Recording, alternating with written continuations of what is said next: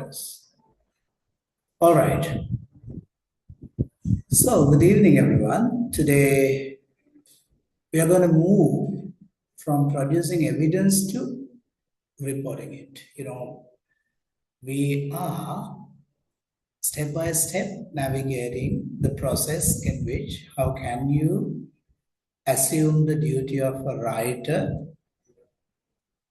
because you are already a scientist and you have to be a writer who could tell your story to your readers. So, this is simply a story about a scientist writing, or rather, writing like a scientist, in which we have actually came across several topics, and we are today in session 9, leading to discuss how results and how the language of data should function in your research writing exercise. All right. So if you're there, please drop me a simple response, giving me a greeting. I'm saying you good evening. You can drop me a greeting on chat so that I know you are there.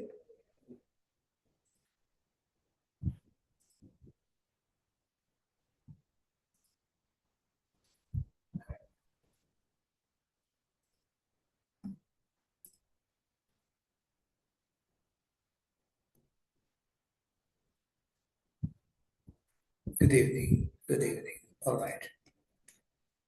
So keeping our usual trajectory in mind, where we are moving today is actually towards producing our evidence to reporting it. Now, quite simple.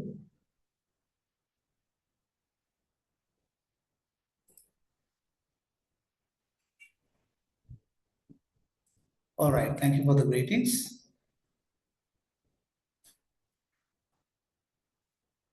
Our concern today is not only whether a sentence is grammatically correct, we actually will ask whether the sentence is faithful to what? Faithful to the data. Whether the language directs the reader to the right result, and whether language stops before the evidence runs out. So keep in mind, this is not simply language alone.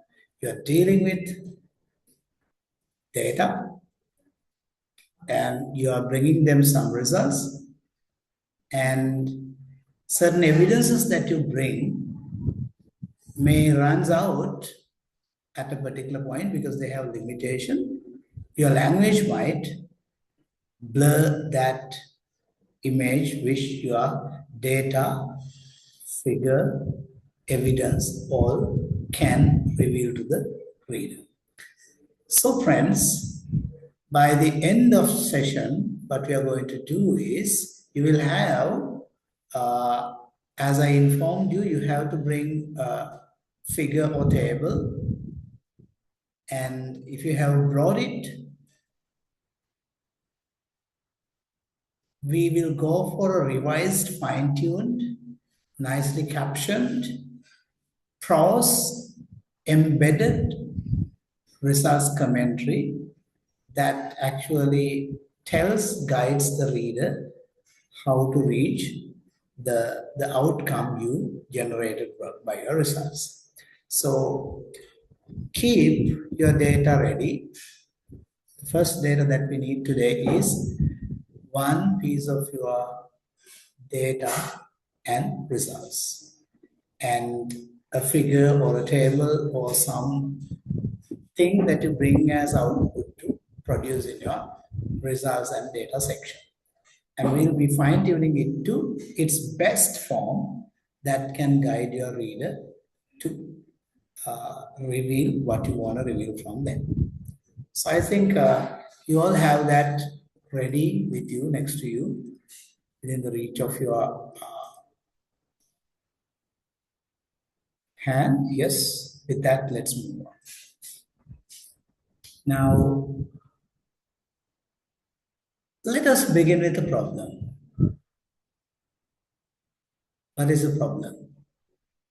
A results paragraph can actually contain a correct number and maybe correct figures.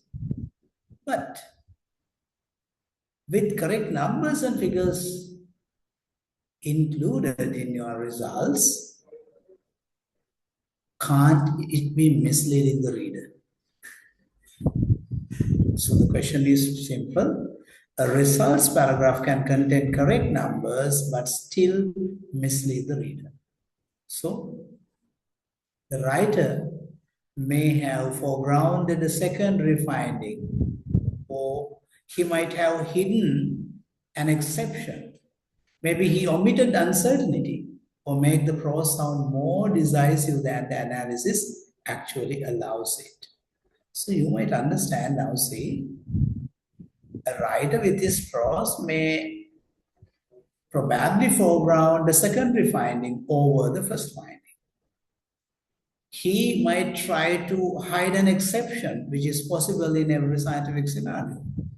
And maybe the writer might omit its inherent uncertainty, or writer might giving the prose a greater sound, amplified sound, more decisive than actually the analysis allows. So these circumstances can actually blur your picture that you craft in your results and data section, because it comes not only with figures, data, tables, and all those illustrations, it comes with the prose written by you. And it comes in an order that you organized it. And what you tell first is what your reader receives as the first evidence. Perhaps you may be trying to highlight something which you actually found yourself interesting, but it is something secondary. The primary finding is something else. So these things should actually be avoided from your writing. Today, we treat results writing as a series of research decisions. Throughout our sessions, what we were doing is we actually considered each section not as just a section with text and data, but we took them as a place where research decisions are taken, and with those research decisions, we establish our connection with the reader. Accuracy actually matters, but selection and calibration also matters. As we work tonight, I'm inviting you to keep asking, if a reader saw only my sentence, what would that reader believe about the evidence? Now you see, the evidence and your sentence. If the writer sees only your sentence, what would that reader believe about the evidence your research harvested? So, there can be instances where the data are correct, but your prose, your sentence, your narration of it might have made a wrong emphasis. Friends, are you getting me? Are you happy with me? I could not switch on my camera. Here I am switching it on. So tell me how you feel about what you're going to do now. Just give me a simple response as to how you are ready, and are you clear about what you're going to do tonight?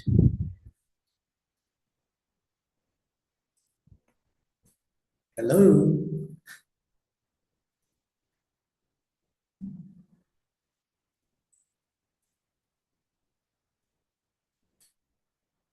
All right. Thank you, Mahesh. You typically break the silence in the classroom, and I'm thankful a lot for that. All right. Let's move on. Now, I'm inviting, unlike the other days, I'm today inviting you to begin with the results from your own research. Right? Please open your result. Maybe it's a visual or small data display you brought here, right? You're not going to polish the prose of your data, but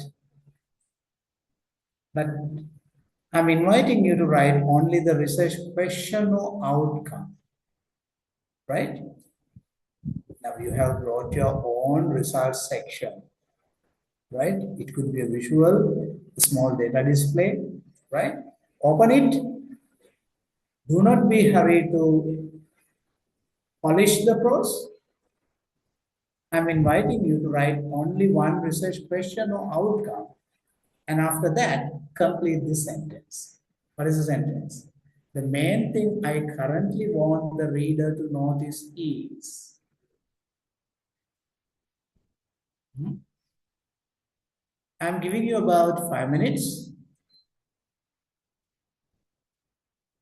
We need enough evidence to discuss the writing, not the identity of participants or restricted information. So whenever you are sending your results, or rather your what we call chat response, which is about completing this sentence, you can bring any of your results. I'm inviting you to get the companion worksheet, and this is task one. You have 5 minutes for this. At the end of your task completion, I want you to actually post in chat the latter half of this sentence. What is the sentence? The main thing I currently want the reader to notice is. Now, you have a deal with you as a writer, the creator, the one who gave birth to your research, and you need to deal with your reader, right? So when you offer him trumps, you should know what trump you will be giving first.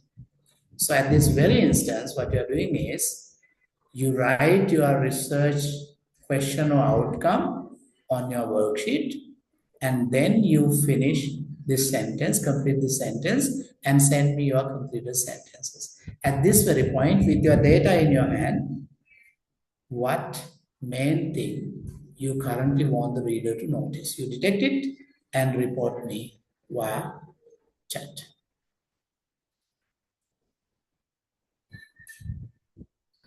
And ensure that you keep the first sentence that you're writing. What is it? Research question or outcome. It is a must, because keep that sentence in your worksheet. It will become a baseline evidence at the end. All right. Take your time and fill this sentence and send me after done with the worksheet task one.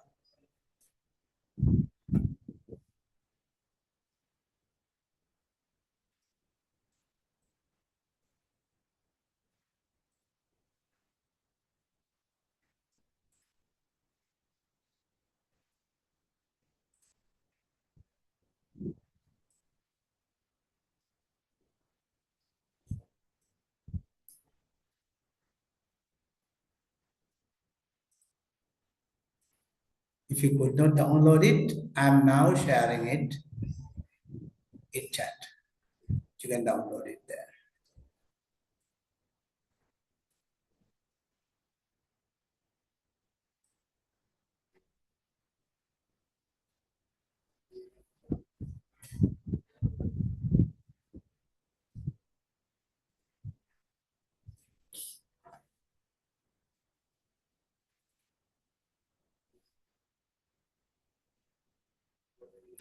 So, my dear friends, this afternoon I'm joining with you after my daily workout.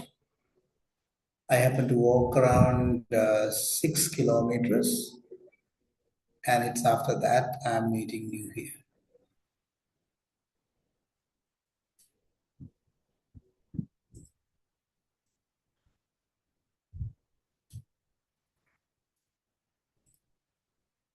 You would see how exhausted I am, right?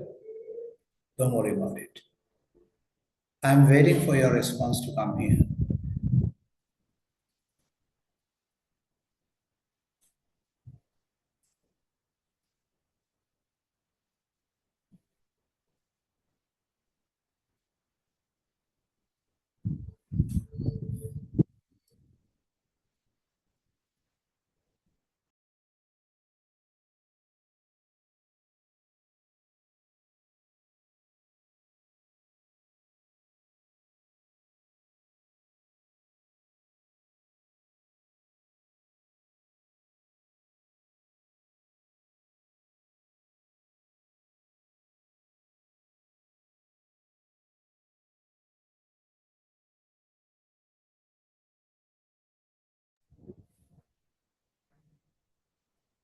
Friends, I'm waiting for your responses.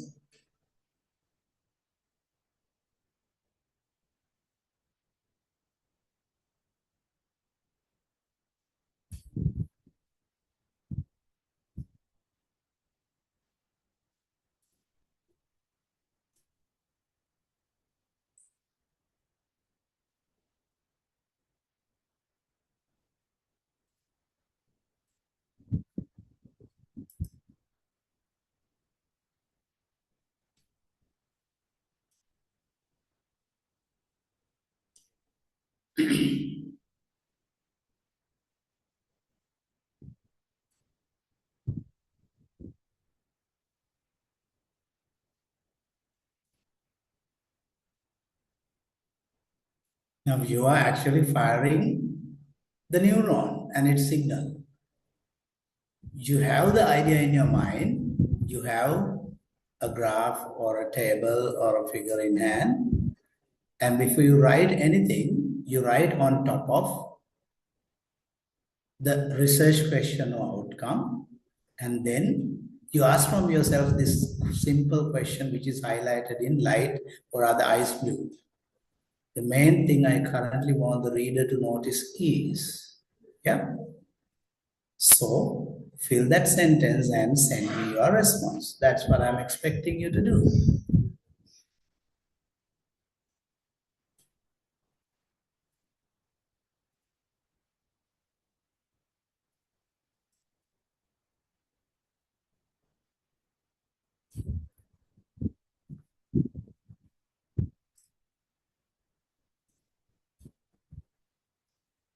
Thank you, Saji.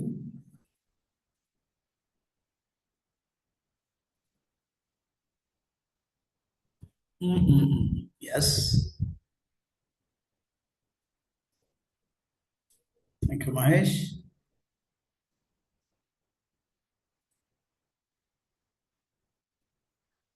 Thank you, Hiruni.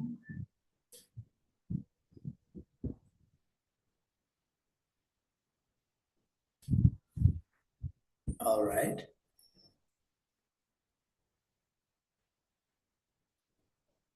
Thank you, Akila.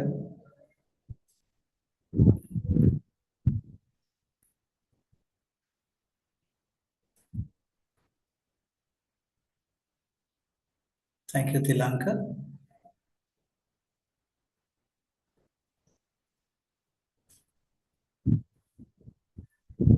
Now, I'm inviting Tilanka to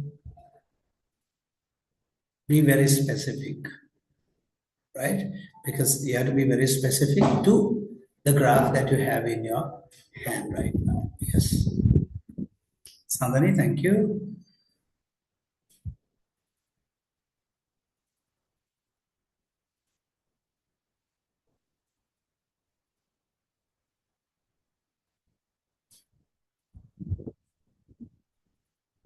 All right, Sandhani.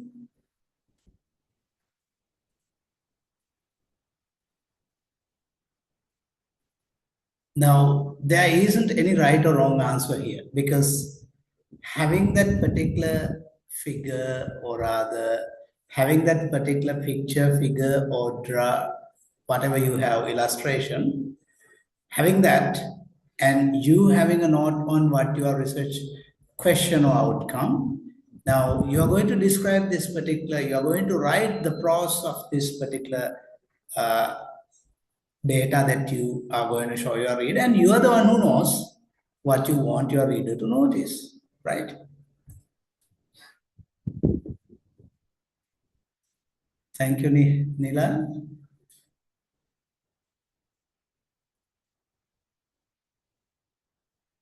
Mhm. All right. Thank you, Pratibha.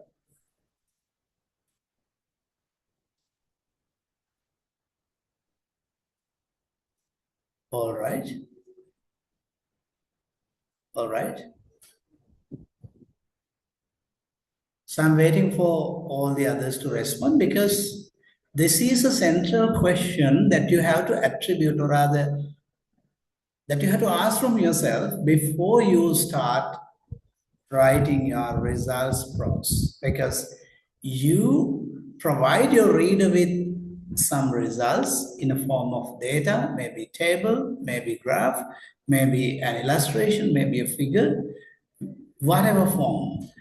When you are going to present it, the first question that you should ask is, what I want the reader to notice. All right? But whatever you want your reader to notice is a secondary matter. On top of it, there should be your research question and outcome. Why?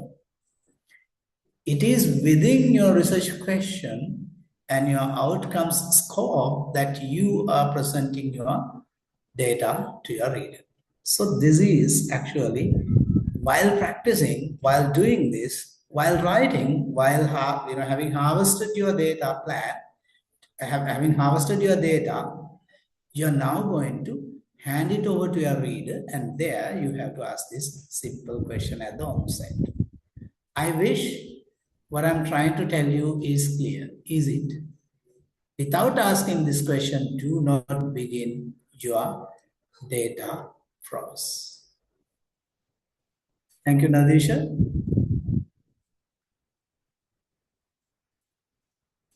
Nadisha, yes.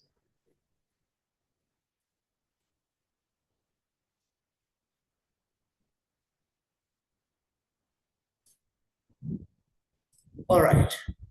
So you know now that there is a central question that you have to deal at the very onset of your results section. What's it? You have to keep your scope within the research question or outcome, but within that scope, you have to keep asking from yourself, by producing a particularly selected, carefully drafted material, data, table, graph, illustration or figure, whatever you produce there, you should ask from yourself what I want my reader to notice here. Thank you, Sai Krisha and Lasini.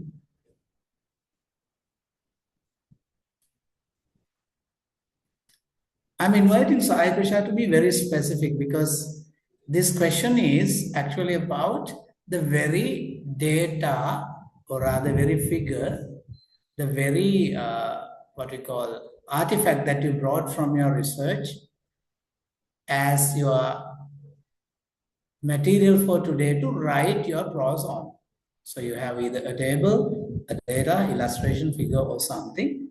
And by looking at that particular thing, be specific, by showing this particular image to the reader, what you want him to notice first. That is it.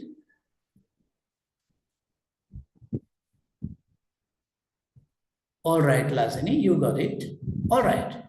So with that, let's move on. So if I'm to connect this session with what we did last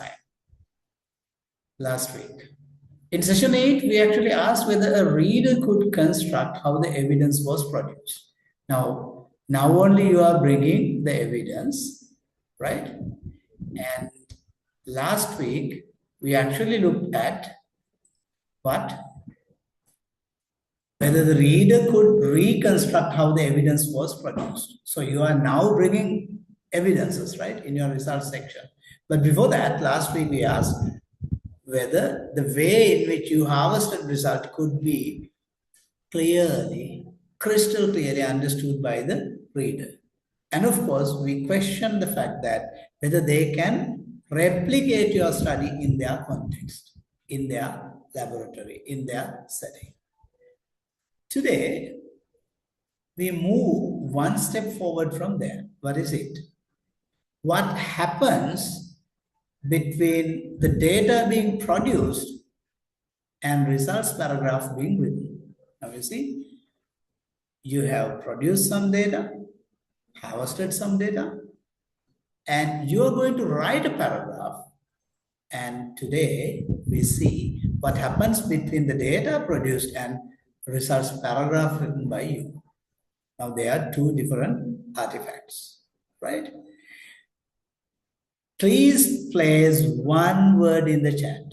What is it? You might say selection, calculation, comparison, visualization, pattern recognition, judgment, or wording. Notice that data do not automatically become a result section.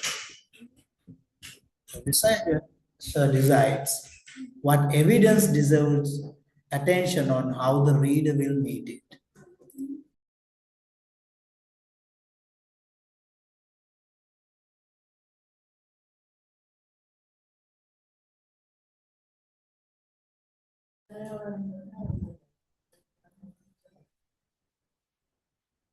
Research question, method, data, and results. What happens between data and results? What happens between data and results? That's the question. And your answer could be selection, calculation, comparison, visualization, wording. I don't know what it is. Please place one word in the chat for me to understand what happens between data and results. Maybe you might be inventing a new answer other than these answers given.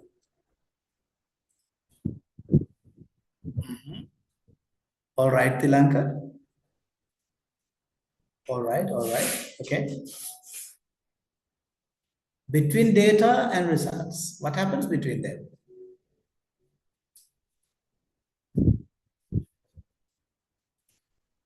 Come on, my dear friends. Not a big deal. You just have to respond with one of these given answers, or else you might know a better answer than that. What happens between data and results?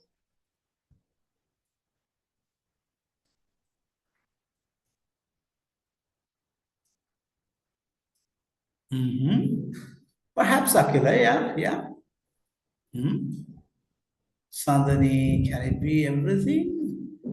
Mahesh, yes. Between data and results, yeah. All right. Osanaji, yes. Yeah. Yes, Nilan, it could be that. Nadisha, yeah, it could be. Nasidi, yeah. Kiruni, yeah, I will admit. I'll accept your answers.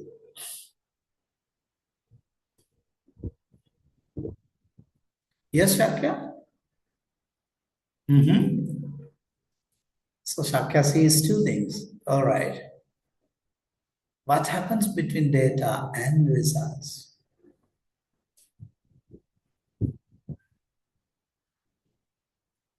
All right, my dear friends, it seems that most of you have answered. All right, with that, we'll move and see what actually happens between them, data and results. These 5 verbs guide us. First, with data, and before you talk about results, you actually see what actually presents. Within your data, you'll see what actually presents. Then, select the results that deserves attention. Now, you might have a range of results. You might have a dominant result, a secondary, third, fourth, fifth, maybe least significant, maybe a surprising result, whatever it is. At the second point, looking at your data, you select which result matters and which result that you want the reader to notice first. All right? And then what you do? Then we go on quantifying it with the evidence your discipline expects. Quantifying data has to be quantified with the evidence your discipline expects. Now, your discipline expects data in different forms. All right? And that is the third thing, quantifying. And then what comes next? Qualify. What do you mean by qualify? Qualify means your data should be qualified with uncertainty, variation, exceptions, or limits. Now, You produce and harvested data, and they have what? They have certain uncertainties. There can be variations, there can be exceptions, there can be limits. You have to qualify your data within those limits, variations, exceptions, and uncertainties.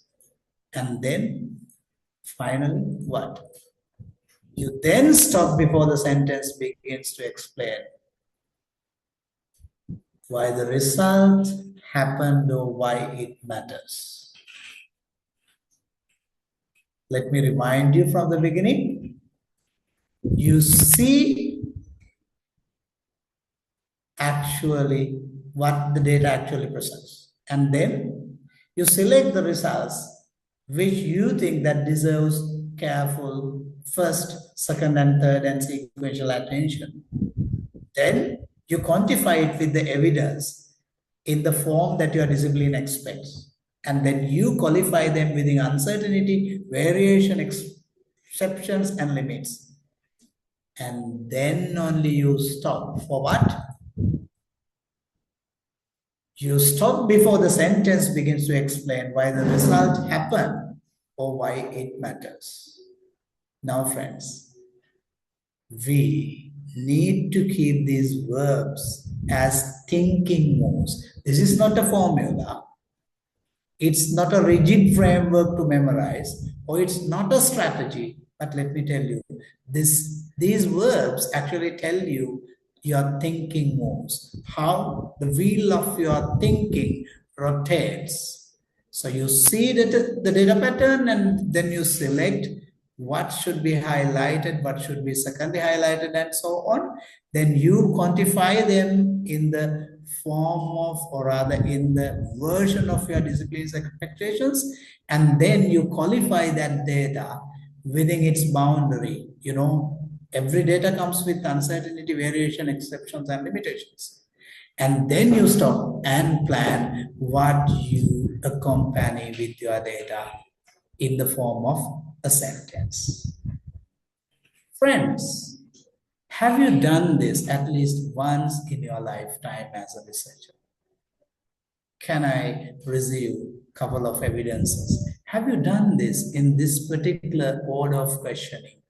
Or rather, in this particular, you don't need to worry about the order, but did you really question your result, your data, how they could be converted into results, and what should you do there? Have you ever tried this? Perhaps you might have tried a better strategy. Can I hear it on chat or on your voice, please?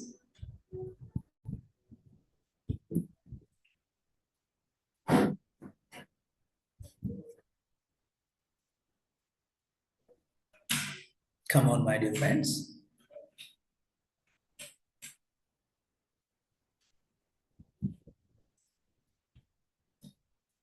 I wish I am audible there. Am I? Am I audible there?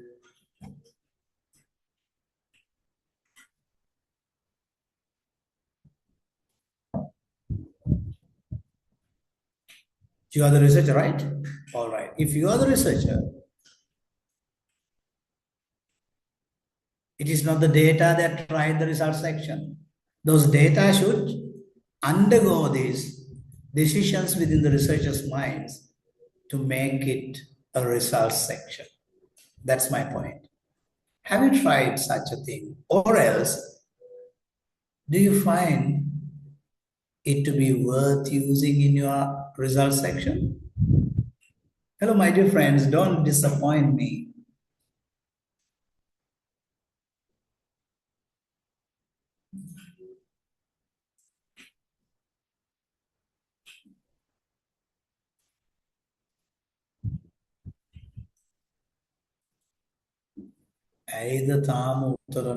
Why don't you respond me?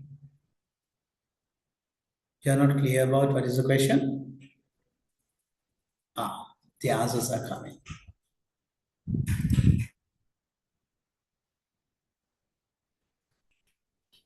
All right, Mahesh.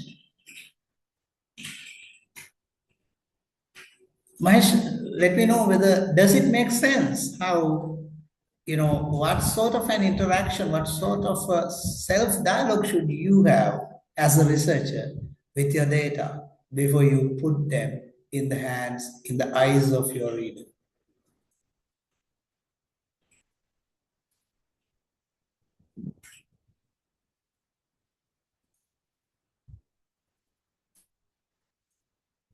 Yeah, Hiruni?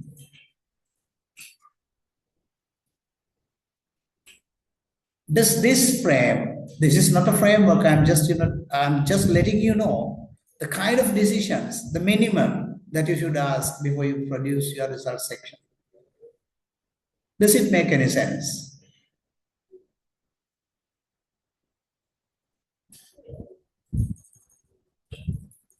Thank you, Hilary. Well,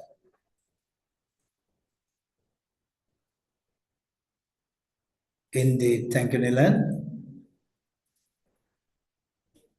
Yes, Osaji. If you are writing like a scientist, you should be thinking like a scientist. You know that you have a fabulous set of data harvested, but still those data have limits. They have exceptions. They have variations, and they may be indicating certain level of uncertainty. You have to qualify them within those limits before you throw it to the hands of your reader. You got it? All right, my dear friends. We are little by little enlightening into the research, aren't we? Yes, Sadhani, for qualitative research, when we use thematic analysis, is it quite similar to this process where we identify patterns and decide on theme which should be carried out? Well, Sadhani, yeah, when it comes to thematic analysis also, now, not equally similar, but still, when you look at a thematic analysis, it's about looking at patterns, right? What dominant patterns are there, which patterns become a cluster of ideas, those are, falling within a similar stream of thoughts. That's what you are analyzing in a thematic analysis. Yes, then out of the many themes that you choose, you select which to be given the highlighting, which to be given the what we call the first significance. And of course, you have to quantify it. How? There, quantifying means you have to make it visible. Now, in a thematic analysis, maybe you highlight your central theme, which is dominating, recurrent theme, and you may bring a very significant, appealing quotation as part of the what you call data form that it is shown on your reader's text. You bring the quotation, and then by bringing that, you have to say within which limitations, within which boundary should they be working, and then you should go on interpreting it. Yeah, more or less the same, but you do not deal with statistics, tables, and graphs, but you will be dealing with particularly the quotations. Yes, maybe, imagine that you are bringing a word cloud. So word cloud is made to highlight something, right? So that is what we call quantifying, right? The word cloud actually quantifies because it's proportionate to the frequency that the particular word appears. Sadhani, did you get the answer for your question? All right. All right. Let's move on. Now onwards, you are going to follow this strategy, but let me tell you once again. These verbs are simply your thinking moves, how your thinking should be moving on. And it's not a rigid framework, or it's not a rigid formula for you to memorize, right? When you keep doing this for a couple of visuals, then you will realize that, oh my God, that is functioning in your brain behind in the back end. That formula is running, that algorithm is running. And with that, you question the visual and then you start writing. All right, my dear friends, let's move and see what we are going to do. Actually, this is a ladder. Imagine that this is a ladder, right? Well, every sentence stands at a distance from the data. What does it say? This ladder actually helps us describe the distance between a sentence and the evidence. Now, earlier we have noted the distance between data and evidence. Now, we are going to write this prose, and while writing our sentences, we should actually look at what is the distance between what? Sentence and the evidence. All right? Data are the measured or calculated information, you know that. Observation names a visible pattern. Now you observe which makes a visible pattern and you name it, right? A result actually then supports or reports what the analysis supports. And then interpretation actually proposes meaning. How? It is your, what you call, your assistance given to your reader to what? Negotiate the meaning. You propose meanings. And then implications actually tells us why the finding matters or what follows these findings, what might come next. Real paper sometimes mix these functions within sections. All right, but we are not forcing you to think that every journal have the same pattern. Journal to journal, genre to genre. Say, for example, if you're writing just an abstract, it is a different genre. And when you're writing a chapter, a different genre. When you're writing a paper article, a different. When you're planning a script for a presentation, that's a different genre. And of course, at the same time, when you're writing a research paper, if you're writing to journal A might have a different pattern, whereas B is not similar to A's pattern. So, we are learning to recognize the work a sentence performs. Today, we'll mainly stay with data. We'll mainly stay with observation and result. Session 10, that is what we're going to do on next Sunday, we'll move further into interpretation and implication. So we are actually hanging around a very little space, that is results and what?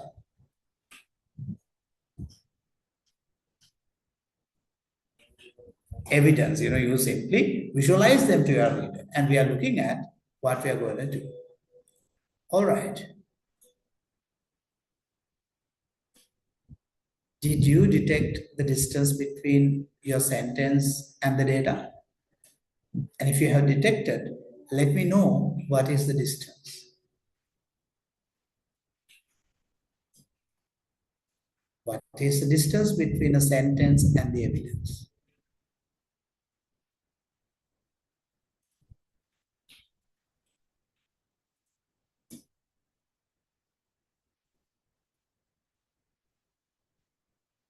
Yeah? You know what data are. That is calculated or measured information. And when you make an observation, you name a visible pattern, right? And then we bring a result, which means what analysis supports. And then we bring an interpretation from our own, doing what? It is actually proposing your reader with some meanings. And then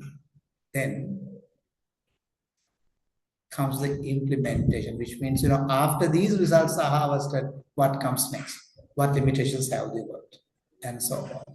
So my dear friends, between your sentence and actually the evidence, there is a distance, and that distance is actually filled by data converted into an observation by you, leading to a result which is interpreted by you, supporting your reader to propose meanings to the data. So that distance is there. And keep in mind that without negotiating this distance, your results section is not going to be as what you call effective as any other sections. Now, why are we worrying much about methods, results, discussion, and implications? Can somebody guess why? We did not take this much of attention in the introduction.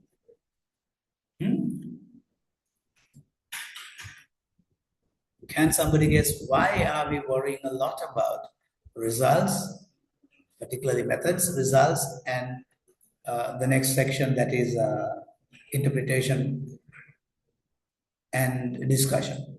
Why? Can anyone guess? Why this much of an emphasis? Can you guess?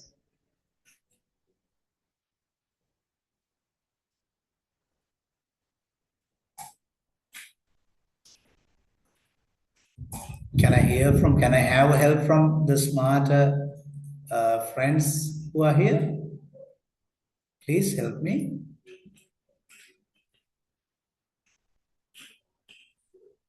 Udara, any idea why these sections are given prominence? Why?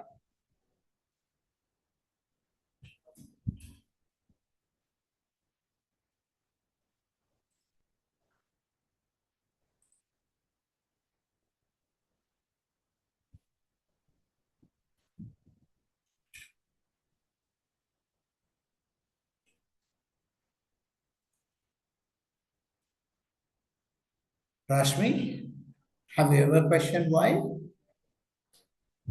Mata pisu wageda? Ehinda wageda me kiyane?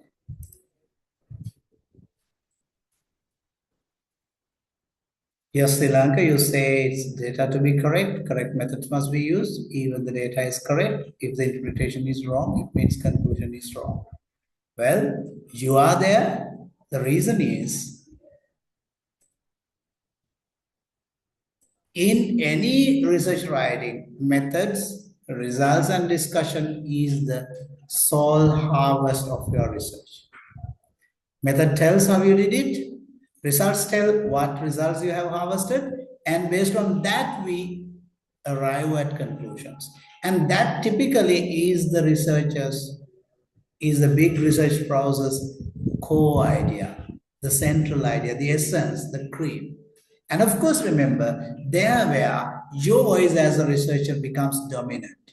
Now, when you look at literature review and the introductory section, it's not your voice that is prominent. That is the literature's voice that is prominent. But here, it is your voice, your studies voice, and your results voice that is dominant.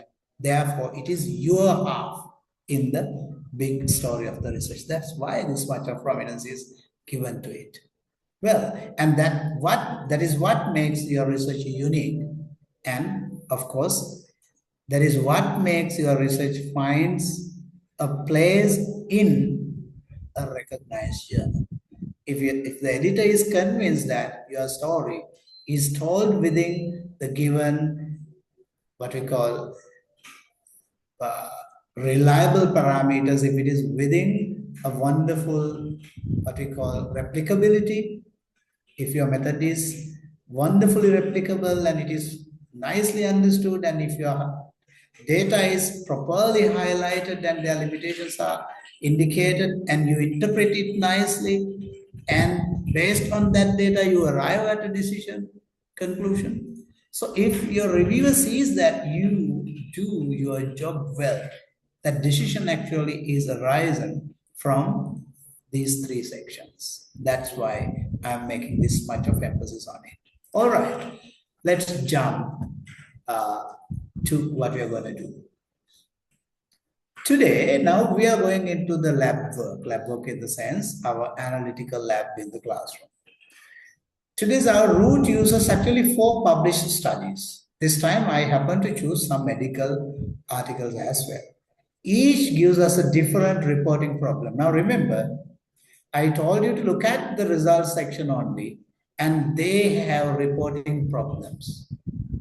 Those articles were chosen not for their what we call unique brightness, but for their unique bleaknesses. It does not mean that these 4 studies are not significant or they are unreliable, but I'm just telling, I purposely choose these for the fact that they inherently have certain reporting problems.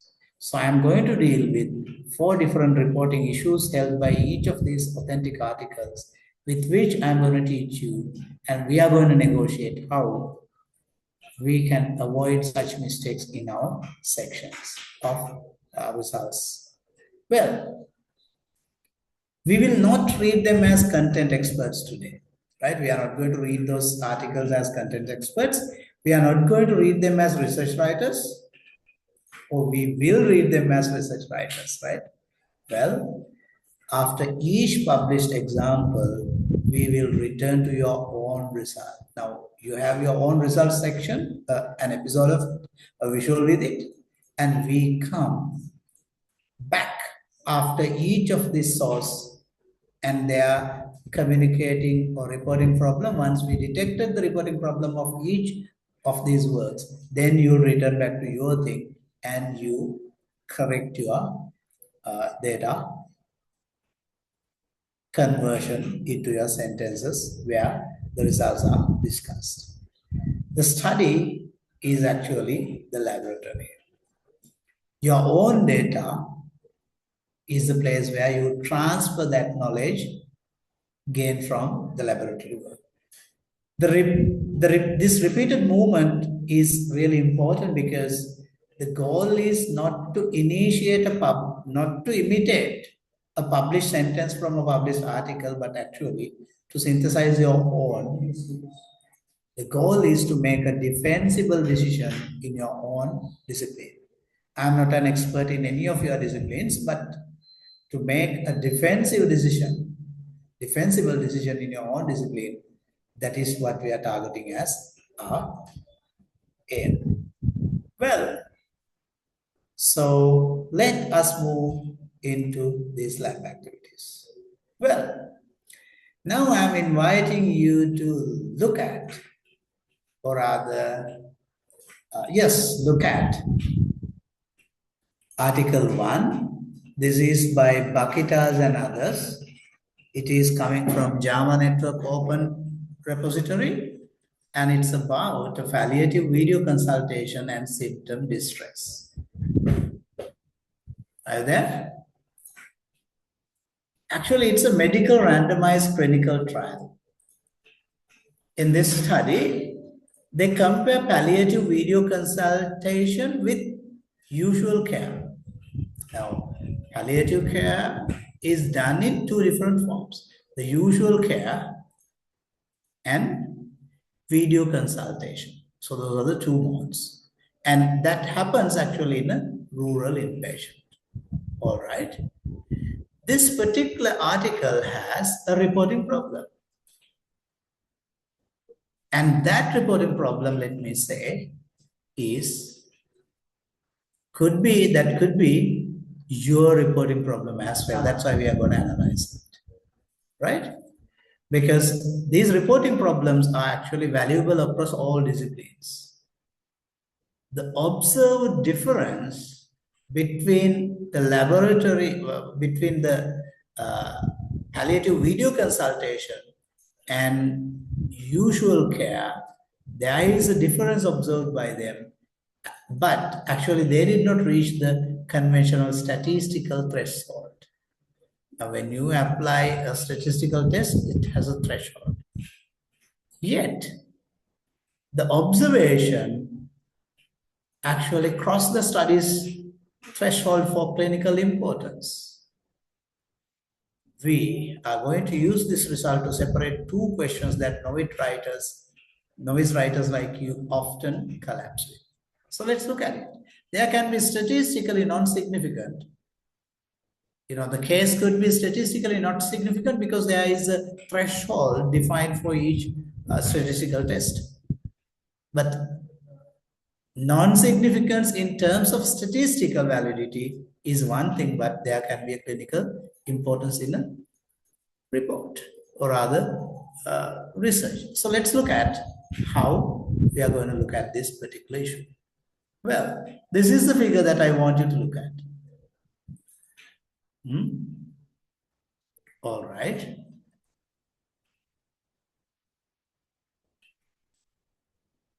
Forget this data. Now look at this. This brings a different, not a different, but an adaptation, right? Yeah. First, look at the pattern without reading the author's results paragraph. Look at the pattern. You are doing worksheet task 3, and there you are going to look at the pattern without reading the author's results paragraph. Now here we see, look at the pattern. All right. Then in the left column of task 3, record what you can observe. There you record what you can observe. All right. In the right column, record what you cannot yet claim. There can be things that you can observe, but you cannot still claim. All right. You may notice that distress scores fall in both groups. In both groups, the distress score falls, isn't it? And the intervention group is lower at days 7 and 30. You see? But you cannot yet conclude that the intervention caused the improvement. Why? These data cannot alone tell you. Are you getting me? That the groups differ statistically or the change is clinically important. Okay, take 6 minutes. What did the visual allow you to see? And where did it remain silent? Note them down and fill the worksheet with task 3. Record only what you can observe and what you cannot yet claim. Because you are not going to hurry to the conclusion, the intervention worked. You are not going to be so hurried to reach that conclusion.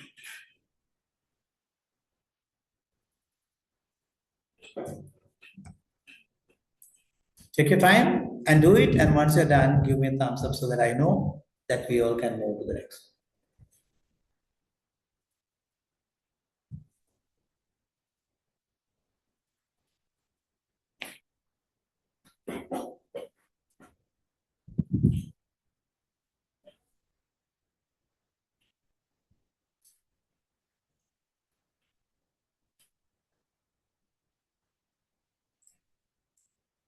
Now, in the original picture, there are whisks.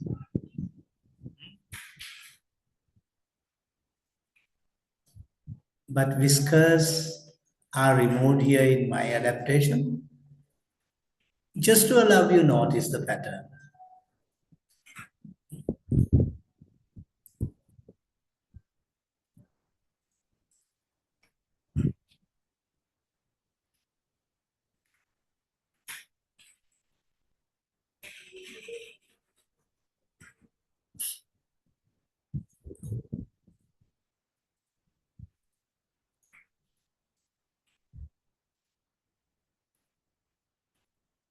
Now, in these two groups, usual care is actually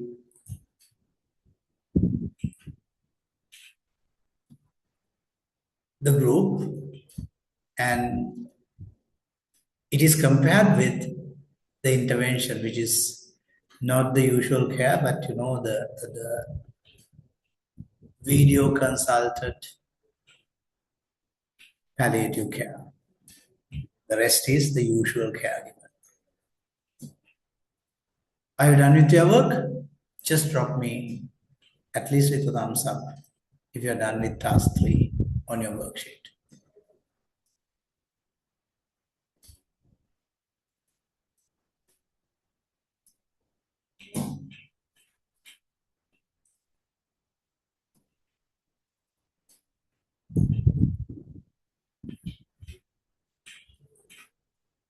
What did the visual allow you to see? And where did it remain silent? You know, visual can speak certain things, but there has to be a place where that remains silent. Are you guys done? Quickly. I told you you have 6 minutes, yes.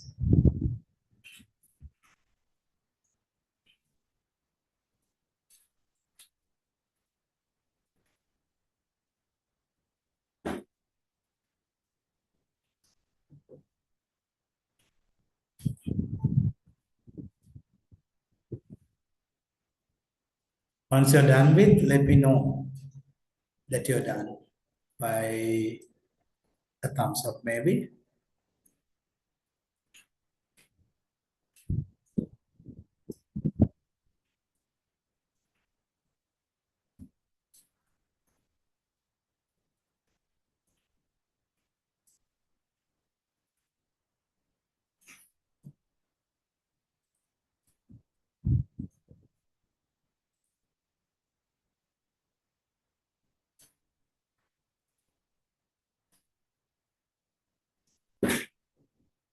Yeah.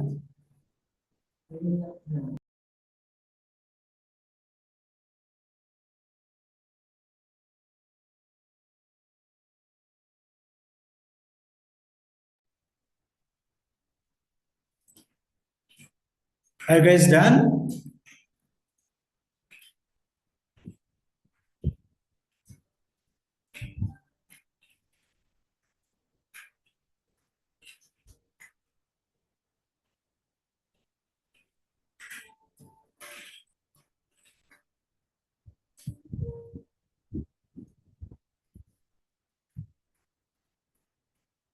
None of you do respond. Why? Maybe you're doing all right.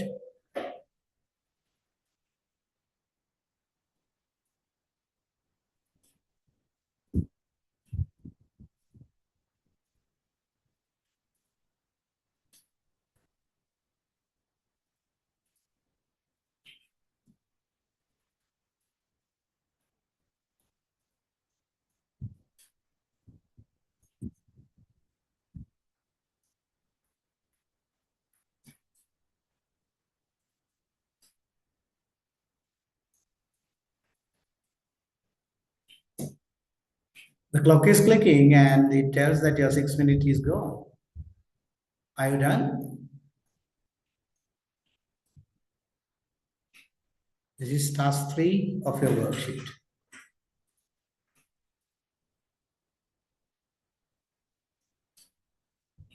What you have to fill is what you can observe.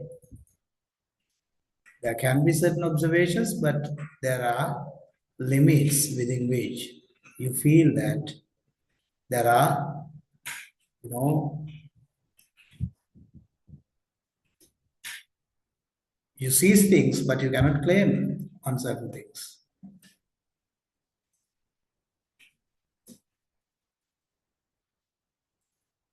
Can I get a response from you guys?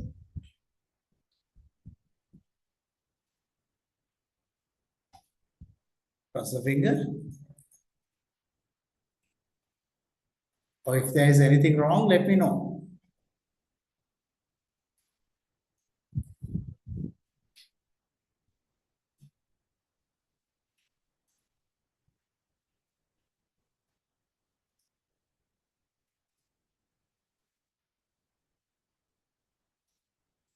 Friends, I'm waiting for you to respond me.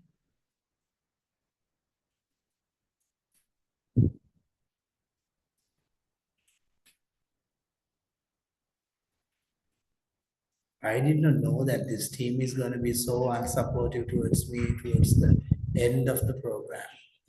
If I knew it, I wouldn't have given this out to someone else.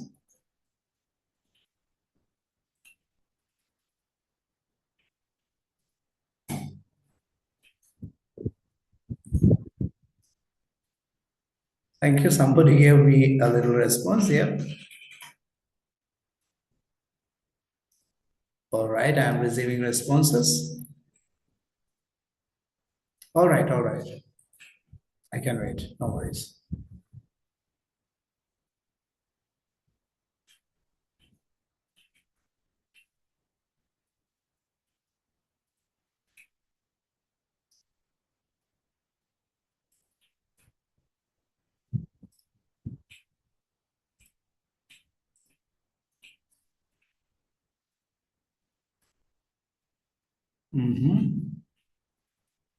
Yes. Thanks, Akila. You have sent us the screenshot. Yeah, I know you're doing it. All right. That convinces me that you all are making an attempt to do what is happening in your thinking process. All right, good.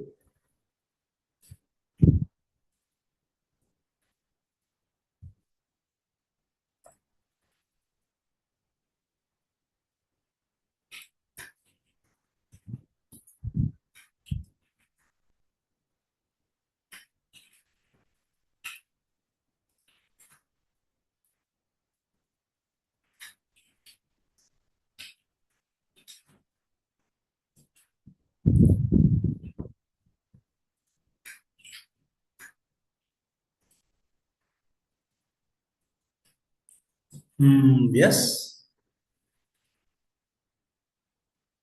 but there is something that you cannot claim from these results.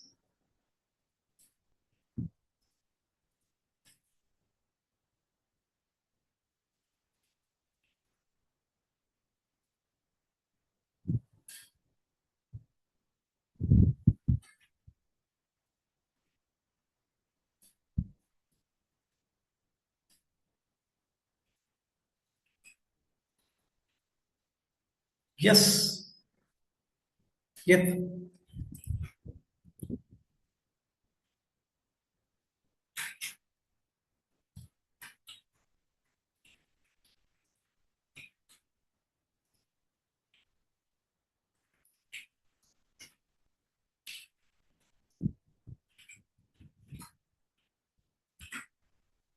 All right. All right, Sai Prashant.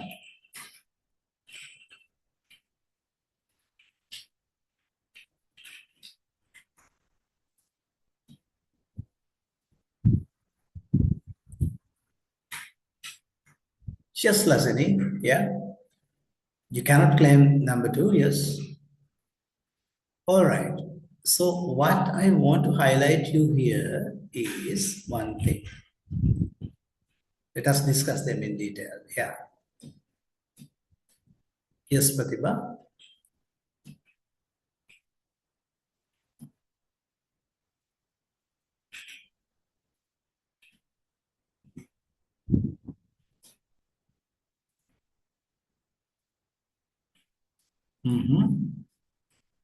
So, my dear friends, one thing is clear. What is it?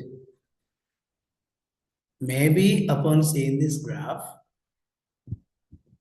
your reader also reads the same way because this is not, you are not the researcher here. Now you are the reader here. You see certain patterns, but we cannot yet say whether the pattern is significant or not, or rather whether we cannot make any claim is still doubtful. Let's move on and see. So, here comes the distinction. What is the distinction? What is the distinction? Yep. The visual supports an observation about direction and separation. It does not, but by itself establish statistical evidence, or it does not tell anything about clinical importance. It does not say anything about cause or how this could be generalized. This does not make the visual weak. True that it does not bring any clinical importance, it does not bring statistical significance, it does not show any cause, it does not show any reason for generalizability, but this does not make the visual weak. But I have to say, it means that visual evidence and analytical evidence do different jobs. Visual evidence and analytical evidence actually are two different tasks that they perform at two different ends. Good result prose actually helps the reader move between them without pretending they are the same. Understand this? Visual evidence and analytical evidence have two distinct jobs. They're different in their jobs. Good results prose, which means you're writing as sentence, actually helps the reader move between them. Move between what and what? Visual evidence and analytical evidence. Right? And it does not pretend that visual evidence and analytical evidence is same.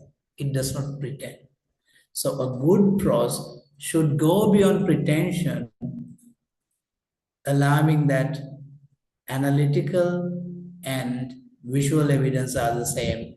The prose, your sentence should be stressing or rather helping to move between the visual reality and the analytical reality, or rather visual evidence and the analytical evidence.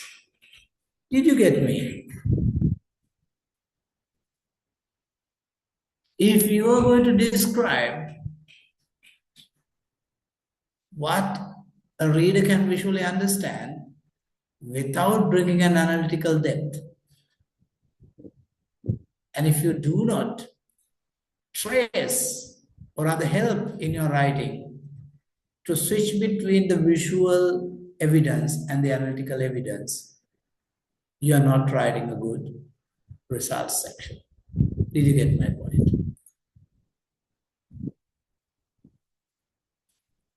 So in a simple term, a graph can show a pattern. The analysis tells us what claim the pattern can carry. The description, or rather what you're writing, should be your analytical evidence. It tells what pattern it carries, whereas the graph shows patterns. Patterns are there, and what claims that you can arrive with those patterns is your analytical prose. Did you get it? Give me a thumbs up if you have got it, or if not, thumbs down, please.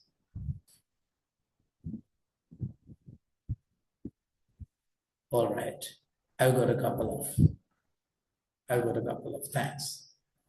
Well, good results prose, remember, they help the reader to move between visual evidence and analytical evidence. If visual evidence is what your analytical evidence itself is, if they are identical, we invite you to not to write your sentences. Just let the graph speak itself, because it can speak better than you do with no words. All right. What you're going to see now, the next thing in the same article, table 2. Lots of data. And some footnotes. All right. All right.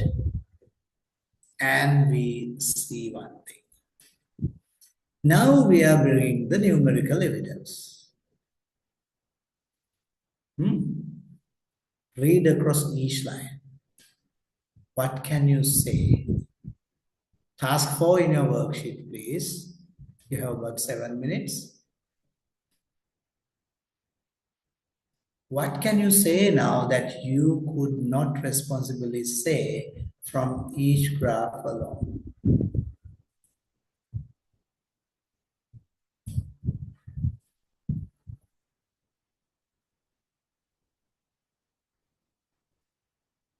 Focus especially on the day 7 result.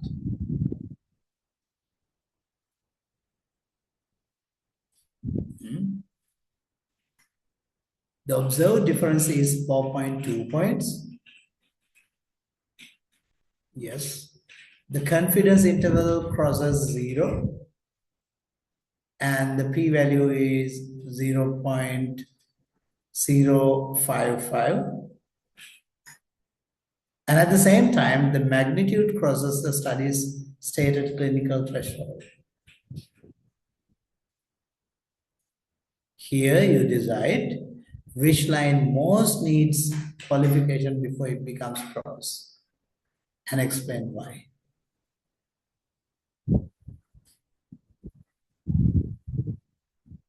We are not going to learn statistics here, right? We are learning what each value permits the writer to communicate.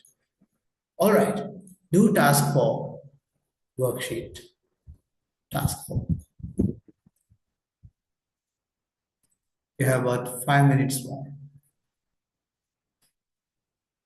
Let me keep myself muted until you do it.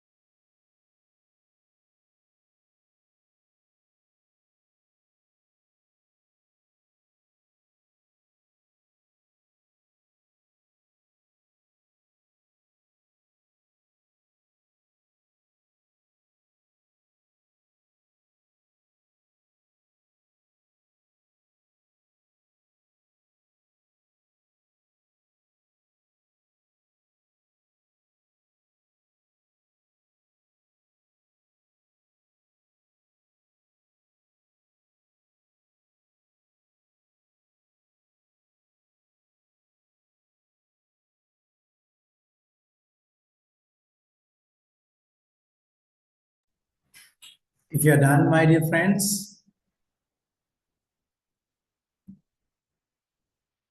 give me a thumbs up.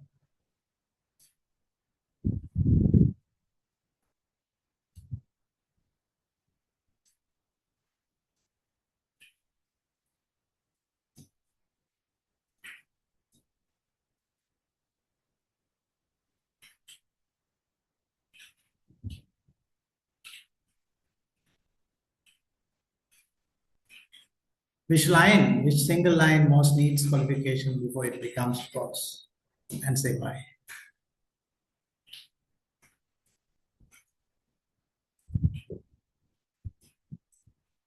Hope you are picking me.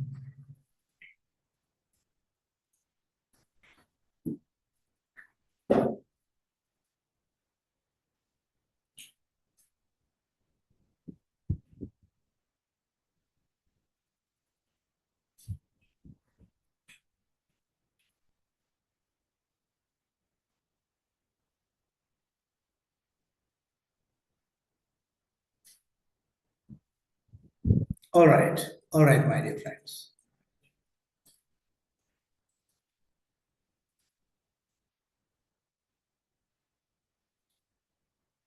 Now, the statistical question and the importance question are related, but they are not interchangeable. Are you getting me? Shall I go ahead? Shall I go ahead, or do you need time further to complete task 4 and wait?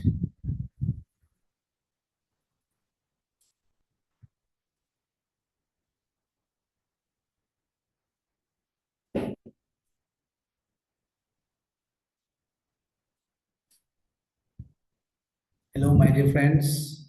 Respond me, please.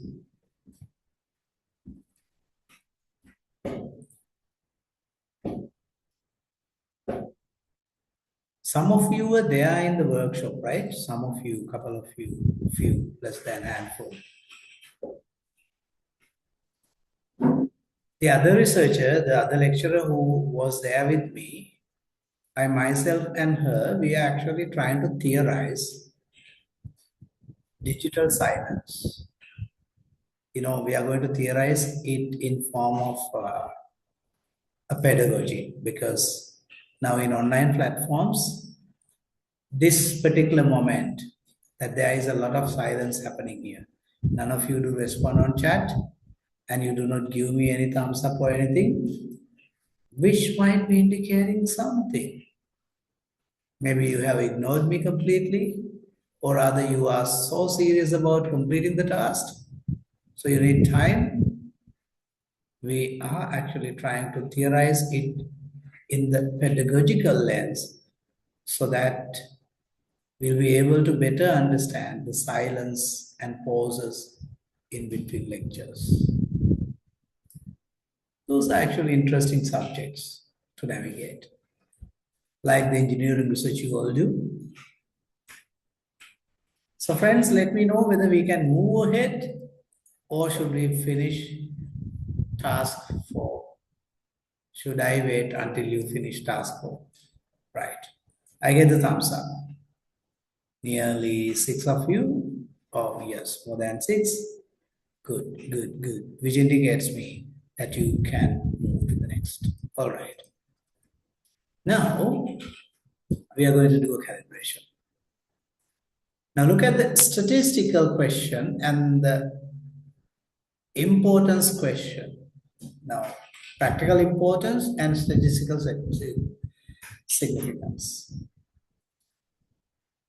These are related actually, but they are not interchangeable. It is true that statistical evidence and clinical importance are related, but they are not interchangeable, which means indication of non-indication of a statistical evidence may not indicate that there isn't a clinical importance in it, and the other way around as well.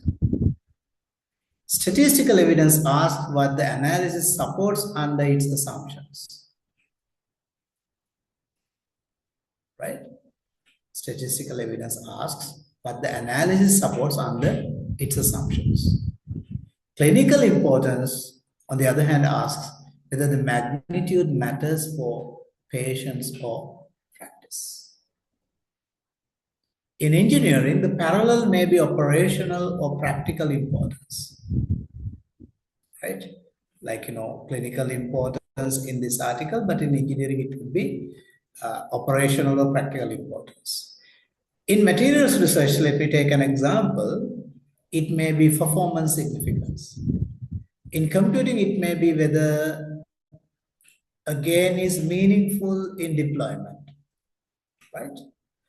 A responsible result sentence keeps the question separate and makes clear which one the evidence addresses. Did you get me? A responsible result sentence which you write, that keeps the questions separate. What's questions? Statistical evidence and practical operational importance, right? it keeps questions separate and makes clear which one the evidence addresses. So it would tell this addresses the practical importance aspect, or rather which this does not address the statistical threshold. So these are quite simple principles that you should know when you practice this what? Process of results. When you put your words into sentences to interpret results, you have to be careful of those. Well, now we are actually moving to, yes. Look at the statistical evidence side of the table. Is the observed difference supported under the specified analysis? It does not. It does not because it did not reach the threshold. Okay, what about the clinical or practical importance? Is the magnitude meaningful for patient practice? It does not replace uncertainty analysis. Now, statistical significance, irrespective of its statistical significance or its threshold, will have to go and do uncertainty analysis. One result can be statistically uncertain, but at the same time, it can be worth giving attention because it might be having a practical importance. So with that, we'll be moving to look at task 5 of your worksheet. Where does reporting begin to become interpretation? Now classify each statement as result, interpretation, or implication. You have to classify them either as result, interpretation, or implication. All right? Work alone for 2 minutes.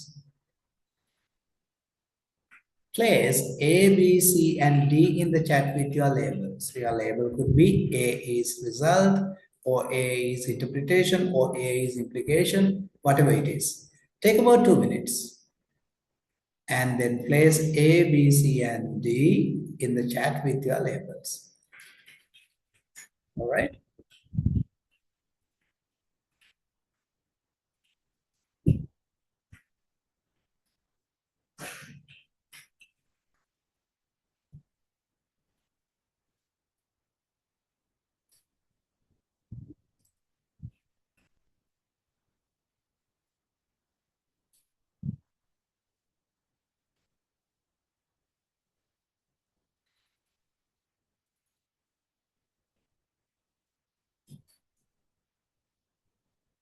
I'm waiting you to send your answers in chat. Sentence A, B, C, and D. Classify them, whether these statements are results, interpretations, or implications. Results are interpretation I am, implication. You have to label A, B, C, and D.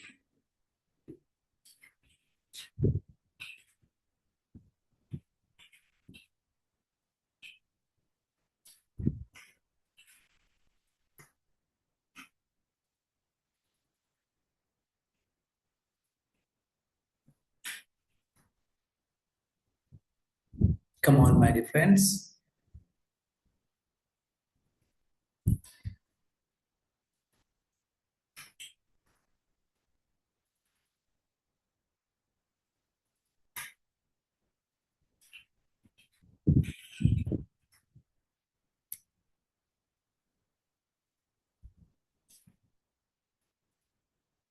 Look at A and B.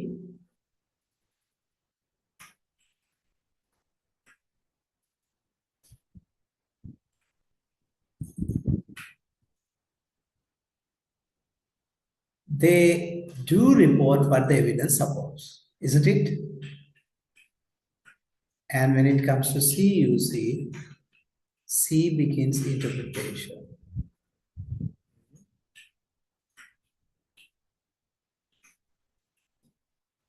Because in CUC, it weights the meaning of the magnitude despite statistical uncertainty. What do you think is D? Could improve access to. D is an implication because it moves beyond the immediate evidence to access and further practice. Now, my dear friends, the important point is not that these functions can never appear near one another. It is that the writer should know when the rhetorical work changes. What is the rhetorical work? Maybe you bring result and then interpretation leading to implication. So they should have what? The important point is that these functions can never appear one near one another. It is that the writer, you, who should know when the rhetorical work changes. You see? Reporting and then interpretation and then implication. It's not a rigorous, once again, a formula, but what you see is you should know in your write-up where should you do reporting and then how and when should the report be converted to your interpretation, and then and where, under what circumstances should you bring that into implications. Did you get, my dear friends? We can move to the next. We have a little, we actually are covering a very little scope, but within that very little scope, we are going to be a little deep delving. All right.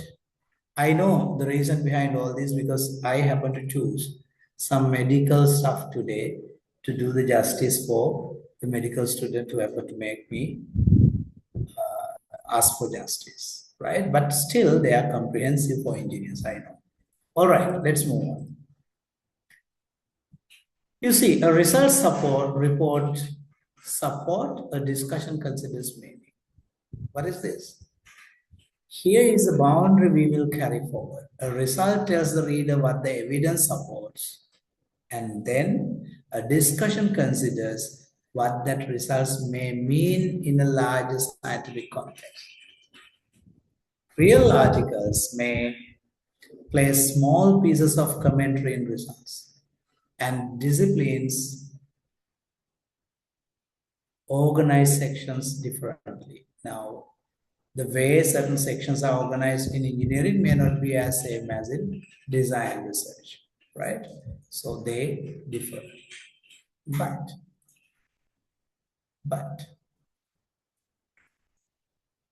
do not police sections names mechanically. Interpretation, reporting, interpretation, and implications. Track the rhetorical work. Track it, how you do it. Ask what the sentence adds beyond the evidence. The evidence is there. What the sentence adds? Is it reporting just? Is it interpreting? Or is it implication indicating? Right? Whether when you make, when you add a sentence, see whether the evidence is brought to a next level, or rather whether the data is hanging around the evidence limits, whether it is interpreting correctly, whether the interpretation leads rhetorically to implications. If if these rhetorical moves are not permitted in your result section, or rather, if you cannot make a decision on this rhetorical move, as the researcher, the storyteller, actually, if there isn't any such move there should not be such rhetorics applicable. So the simple question is, track these rhetorical work. What you are adding on top of the visual, right? Is it an interpretation? When you give an interpretation, where it leads to, is it leads to a conclusion or other implication? That's it. So now I'm inviting to return to your own sentence and reduce its distance. Can you remember the sentence you wrote at the start? Identify its current layer. If the sentence already explains why the result happened, evaluate its importance. Or if it makes an implication, see whether, now if the sentence you wrote evaluates its importance, it may be making an implication, or it may be reducing its distance from the data, right? So rewrite it as a results-only sentence, results-only sentence. Then add one private note. What is it? What could a reader mistakenly infer from my original wording? You have 5 minutes. What you have to do? Return to the original sentence, which is task 2 in your worksheet. You wrote about your own visual, right? And then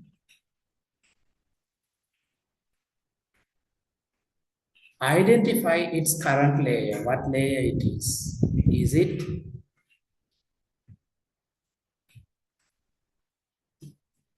if the sentence already explains why the result happened, evaluates its importance, or makes an implication?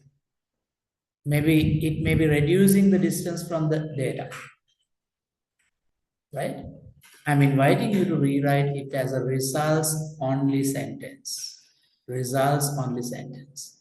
Results-only sentence. Do not move beyond that. Then add one private note. Where? In the worksheet. What could a reader mistakenly infer from my original wording? You had written an original wording, and now you have converted it to results-only sentence, and now you add a private note. What could a reader mistakenly infer from my original wording? Keep both versions available for you to learn. The difference between them is an evidence of what? It is an evidence of your decision making that you've done in the results section right now.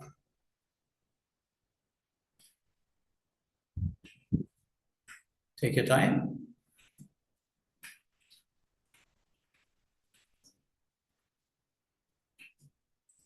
You must now be detecting that the amount of work that you have to do on your own research is becoming greater. You can't always rely on the synthesized, fabricated data, because you have to get in to write your own research, not someone else's research.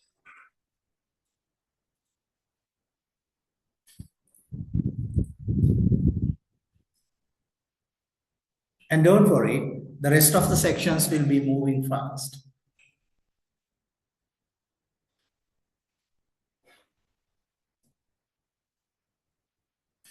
If you're done, give me a thumbs up so that I know we can move on.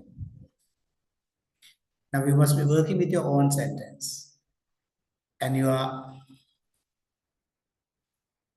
taking a decision to make it results-only sentence. And you keep your original sentence, and you write your results-only sentence, and you add a private note. What could a reader mistakenly infer from my original wording? Because originally you have written something. What could a reader mistakenly infer from that? Right? I want you to keep both versions, because when you see the both versions side by side, you will see the difference between them, and that is an evidence for your decision making. You made that decision to change it from this to the other. You originally had a different view. Now you know that it is going to be a results only sentence. So you are not referring to inference, you are not referring to implications, you are not going to interpret even. It's a results only sentence.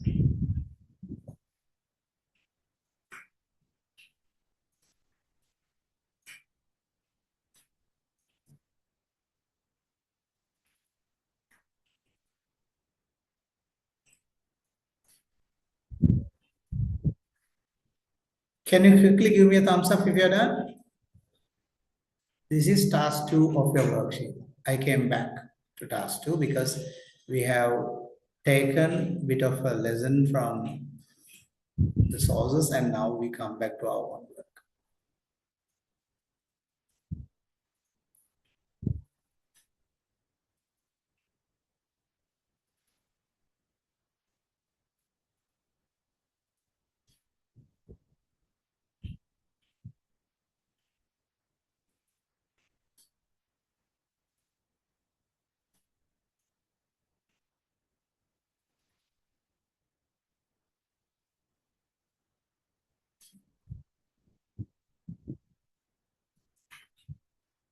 Yes, I know your private note is going to be the most terrible thing here.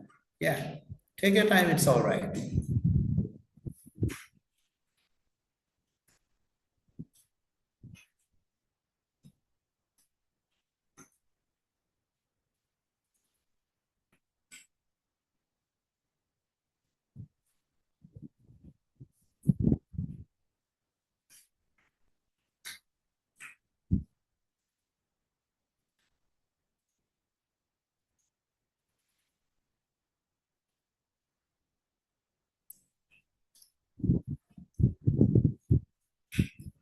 Now, those who did not bring a visual from your results section, those who did not write an original sentence might be finding it difficult to catch up, because when we write the original sentence, we have a different perspective. But now here, when we are converting it to a different rhetorical move, what is our rhetorical requirement here? We are going to make the first sentence a results only sentence. When we take this move, you realize, oh my God. Or rather, you may realize, aha. Friends, can I have a thumbs up if you are done?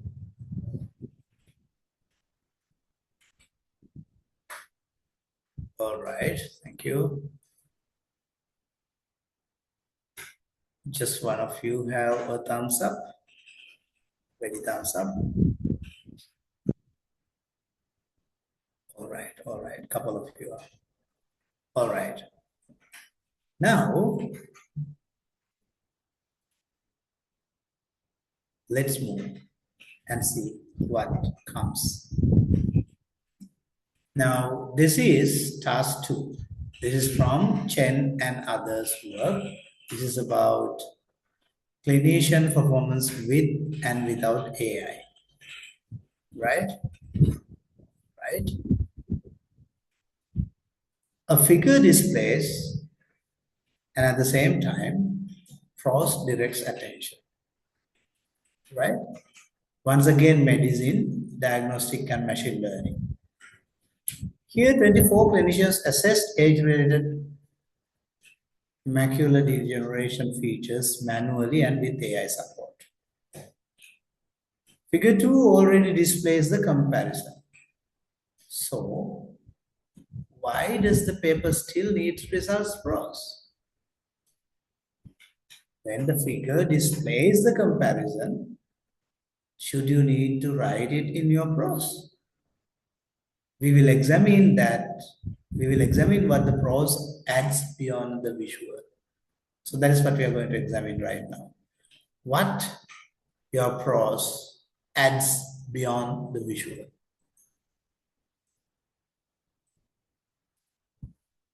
Read the chart as a writer. All right. The broad pattern is an increase with AI assistance. It's visible. The dark blue indicates that. All right.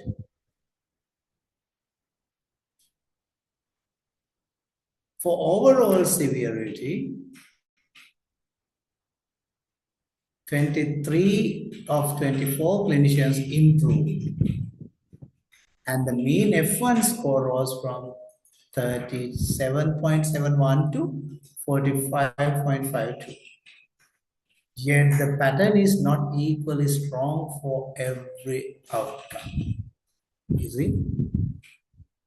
Late AMD rises numerically, but only 16 of 24 clinicians improve. And the repeated p-value is 0.18. A strong results account needs the main pattern and the exception. Main pattern and the exception. Without the exception, the sentence may imply that AI support improved every task to the same degree. You see? So remember, what is visible here is the broad pattern, AI with AI assistance. Yeah, the broad pattern is increased with AI assistance, right? 23 out of 24. But remember, they are not equally strong for every outcome. The first outcome is overall severity. The second is the size, and then the pigment abnormality and late AMD. You see, they have different what? Severities. So when you put your prose or rather your sentences to describe this, you should not duplicate the purpose, or rather you should not do the same thing twice. If the statistics speak something apparently, you do not need to give attention to it. It is apparently seen. But if there is something that contributes, that warrants you to distinguish out of the general pattern, there where your prose should come. I wish you got my point. Did you? Give me a thumbs up if you got it. I'm sure you got it. A pattern inevitably visible in an image should not be interpreted, or rather, you may not opt to interpret it in words because it's there. But if that pattern has if that pattern warrants something more that the reader needs attention, that should be where your prose begins. Got it? All right. Thank you. Thank you. Here we move. This table makes the writer's choices visible. You could foreground the overall severity result because it aligns with the central comparison. And it shows a broader clinician level pattern. You see? But you should retain the late AMD qualification before it limits any general claim that assistance improved all diagnostic tasks. Scientific strength does not come from deleting the inconvenient row. It actually comes from showing the main result at the right scale and carrying the exception with it. There is any exception, if it shows the main result in the right scale, indicating exceptions. That is where it should come. You got it? Main pattern plus exception. That is a more faithful scientific story, right? So the tension between exception and the pattern should always be there. All right, my dear friends, let's move quickly. Now we are moving to worksheet task 7. You see, we are looking at figure 2. If you are referring to worksheet, you know what I'm referring to. Use figure 2 and the results subsection in the pre-reading. In task 7, here, identify what the prose contributes beyond the visual.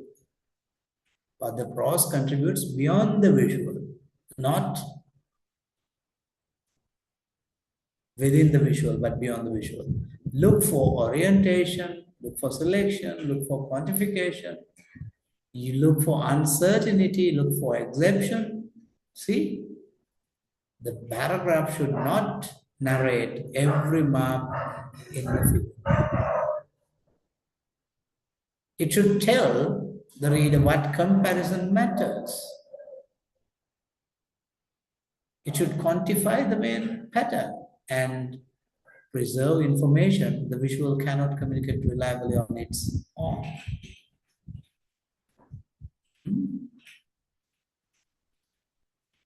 Take about 5 minutes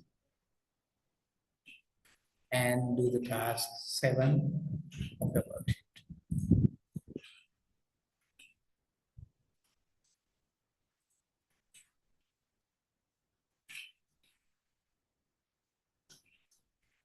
We are revisiting back the formula we studied, right?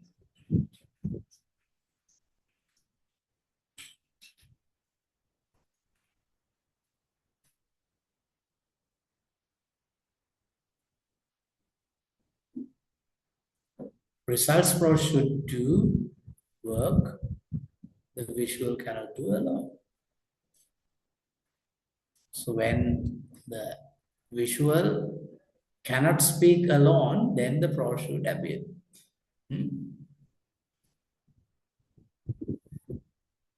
So you start with orienting, name the comparison that matters. And then you foreground the scientifically important pattern, which is not visually easily detectable, and give its magnitude or frequency. And then indicate uncertainty, variation, or any exception it comes with. And then you link the sentence to the figure or text. So this is typically what a prose should do with the visual. If visual does its work alone without any prose, visual alone can be your data presentation, right? But if you add any prose, you must. The prose should actually help the visual and the reader to delve deep into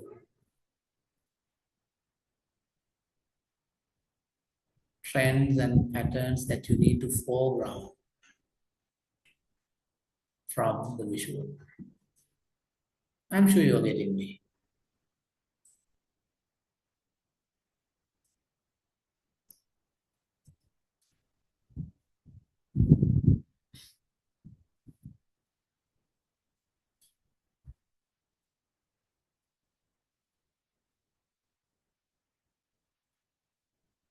You must be doing task 7.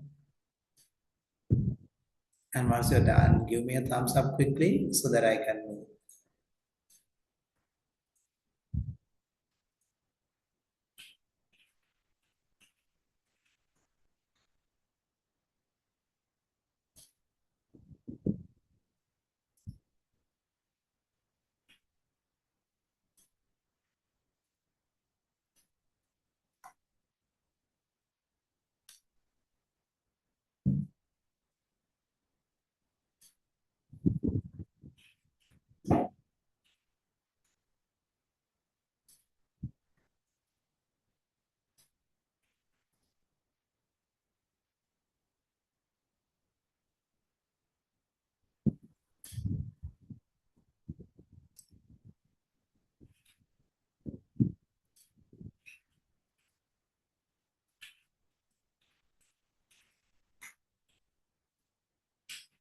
Giving you a little more time to pause and do the task.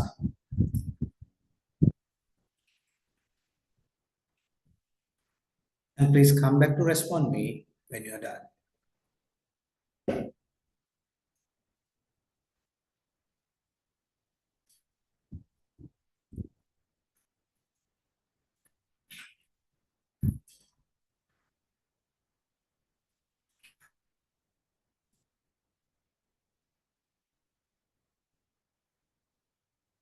So let me teach you a strategy. If you want to reduce the word count of your result section, the best thing is to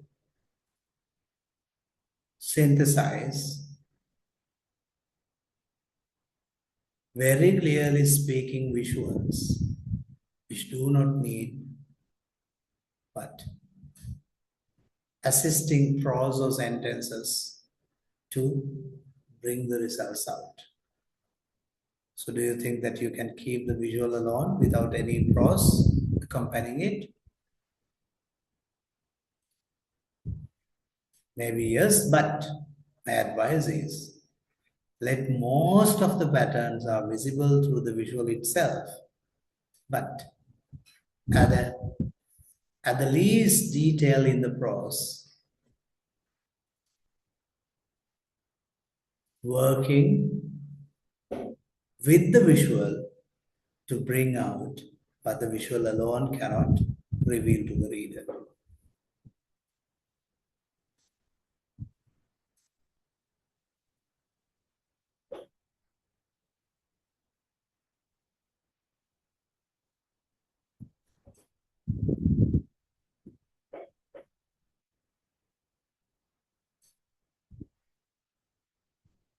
Hello, my dear friends, how are you doing?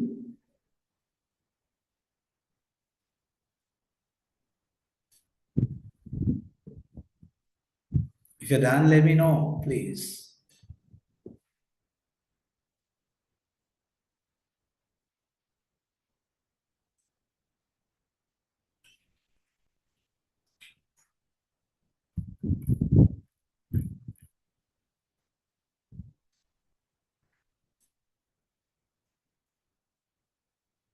Actually, I did not intend to make the Thursday session lightweight because either on Thursday or Sunday when the deadline arrives, irrespective of whether it's a weekday or a weekend or a leisure time, you have to reach what? Deadlines. I'm sorry, I'm not actually adding pain or burden to you all. I'm trying to help you navigate how your prose in your science write-up can be made relevant, helpful for the reader, and communicate your message, thereby giving you space in a popular Q1 and 2 journals where you secure your publications. Friends, I think the time given is enough. Shall we move on?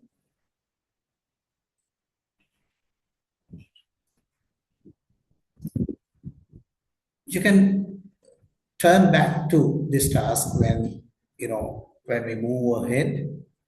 Yes, thank you. All right. All right.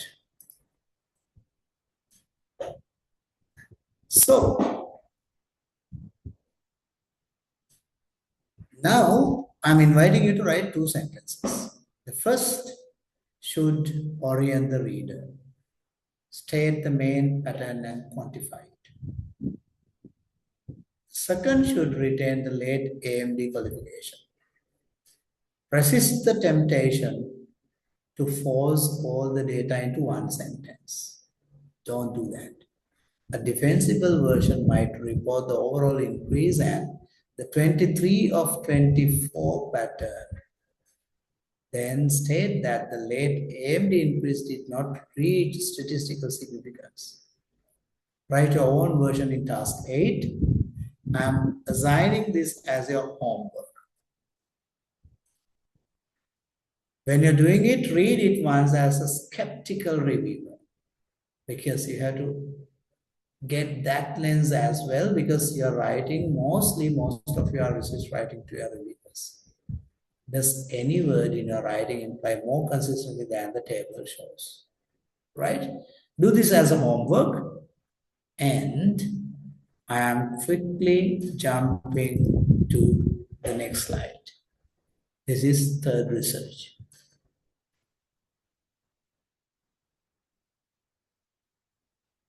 Now we are coming back to an engineering research, tunnel crack study. Can you remember we talked about this in session 8? This study is familiar. We can focus on the evidence rather than relearning the method. This paper reports average precision across 5 holes and also shows prediction examples. The question is simple. What can the number tells us? What can the number tell us that the image cannot? And what can the image tell us that the number cannot?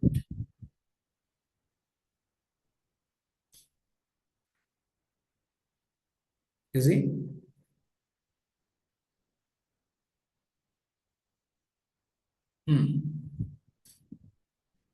AP quantifies performance, whereas prediction shows behavior. Okay, let's move on and see. The mean AP is 0.8583. That number summarizes performance. But the 5-fold shows variation. You see, fold 1 to 5 shows variation. Ask what the distribution adds. It tells the reader that performance was not identical across partitions. Now remember that even this chart cannot show missed cracks, tiny target behavior, or duplicate prediction boxes. The metric summarizes performance. The prediction image makes particular behaviors visible. My dear friends, numbers cannot tell things alone. They might come with context, pretext, and limitations. And you see, if you do not encapsulate them all together in your prose, then your results visualizing is incomplete.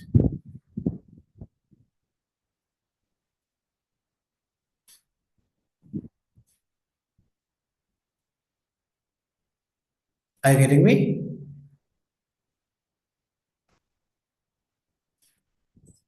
A simple message it is.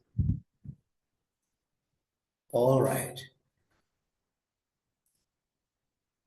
I'm sure that you are rushing through the paper. Here where the task comes. Task 9. You have about 8 minutes. Complete task 9. Decide which evidence should carry the claim about overall performance and which should carry the claim about missed or duplicate detections. The AP values support the overall performance claim. You see, figure 8 supports claims about qualitative detection behavior. The prose connects these forms and decides what the reader should notice. The writer's responsibility remains the same across medicine and engineering, right? Irrespective of your field, your responsibility remains the same, right? What is it? You have to select, quantify, qualify, and avoid traveling beyond the evidence. You cannot bring your interpretation beyond the limits of the evidence, right? So, quickly do task 9 of your worksheet.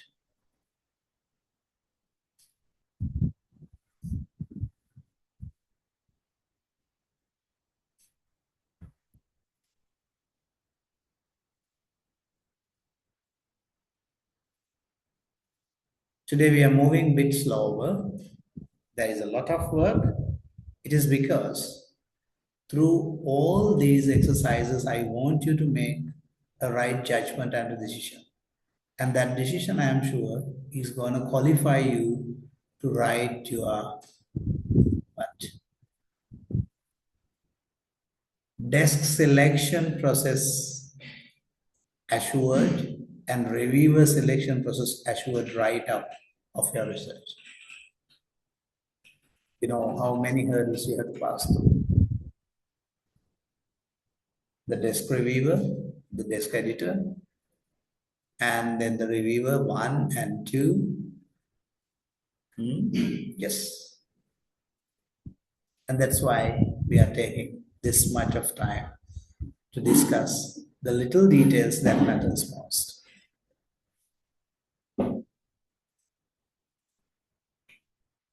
If you feel okay, I can let you have time and do it later as the idea is clear. And if the idea is not clear, you can refer back to 2 hours and 8 minutes, 2 hours and 7 minutes frame of your recording and do it as a homework. Well, with that, we are moving to a quick study, research form.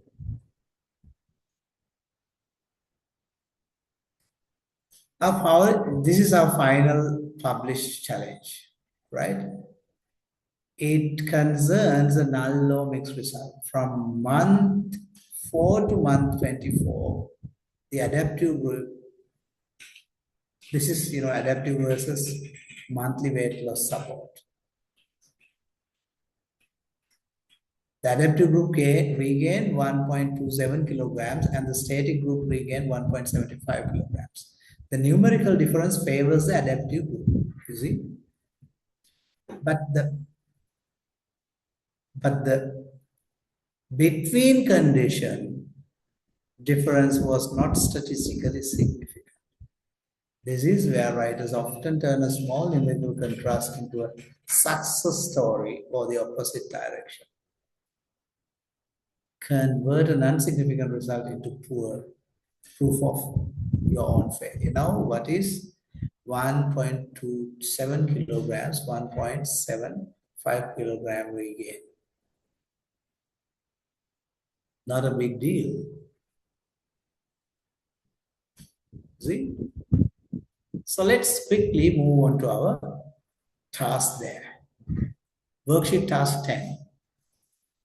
It tells 8 minutes, but let me explain what you're supposed to do. Choose the defensible statement, A, B, C, or D.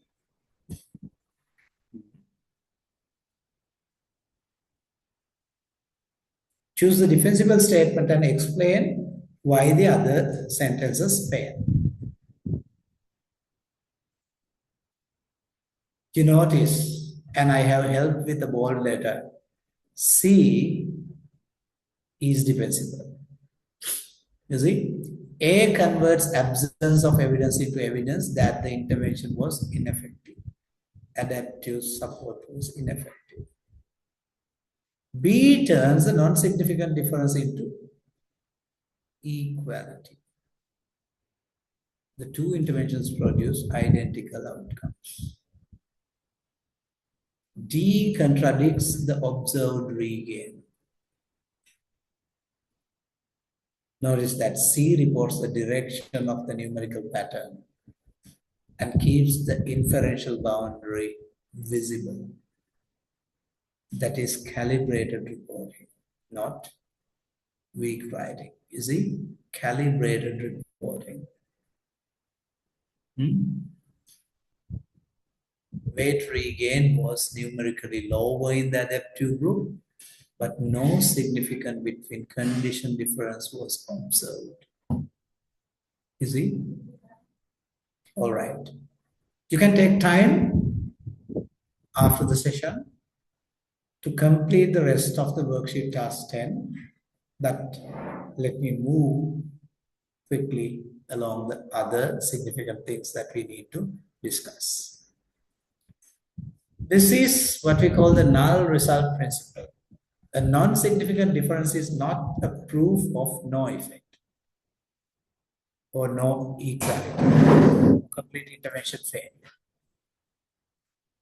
It means the specified analysis did not establish a difference at the chosen threshold. The paper also reported an earlier favorable pattern, but you see, the later primary comparison remained below the pre-specified clinically meaningful threshold. The writer should foreground the result aligned with the primary question and analysis, not the number that makes the intervention sound most successful. Right? No significant difference does not automatically mean no effect or identical outcomes or intervention failure. So give prominence to the result aligned with the primary question.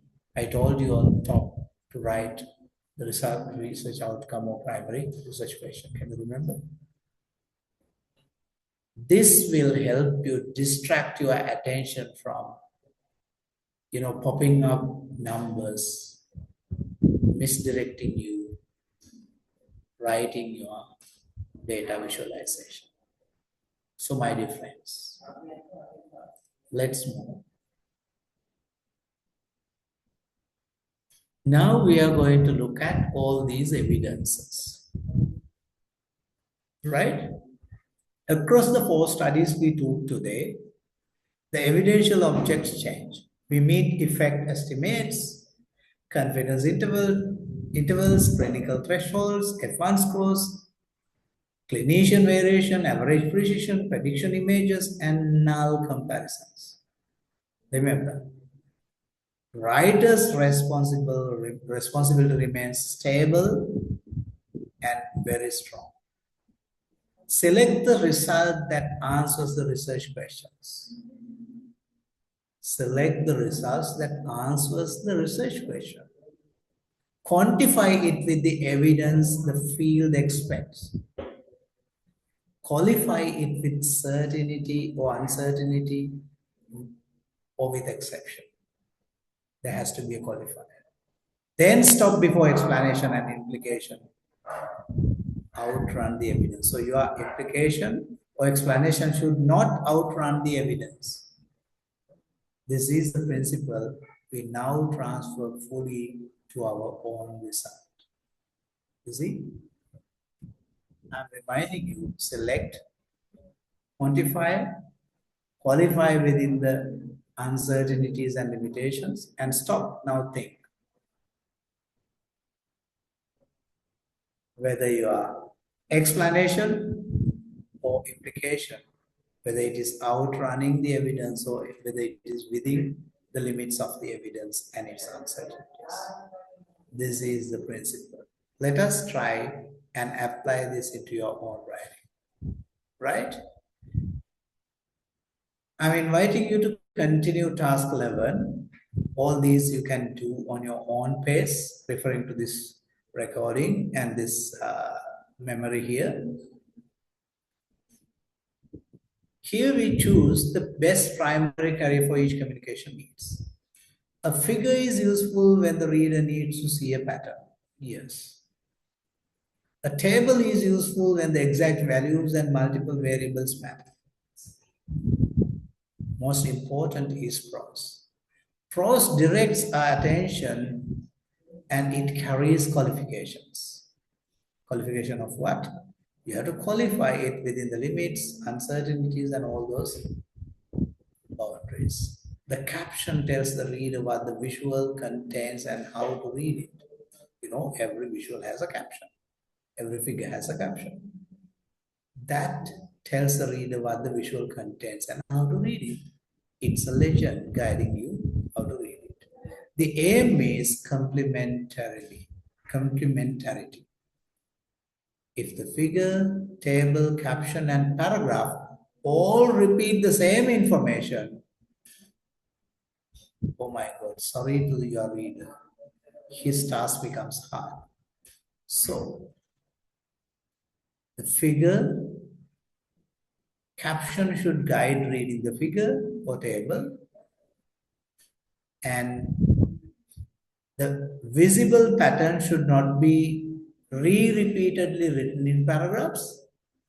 Paragraphs should support what is not easily visible, what needs attention, what limits are there, what qualifiers are there, all that should come with your paragraph.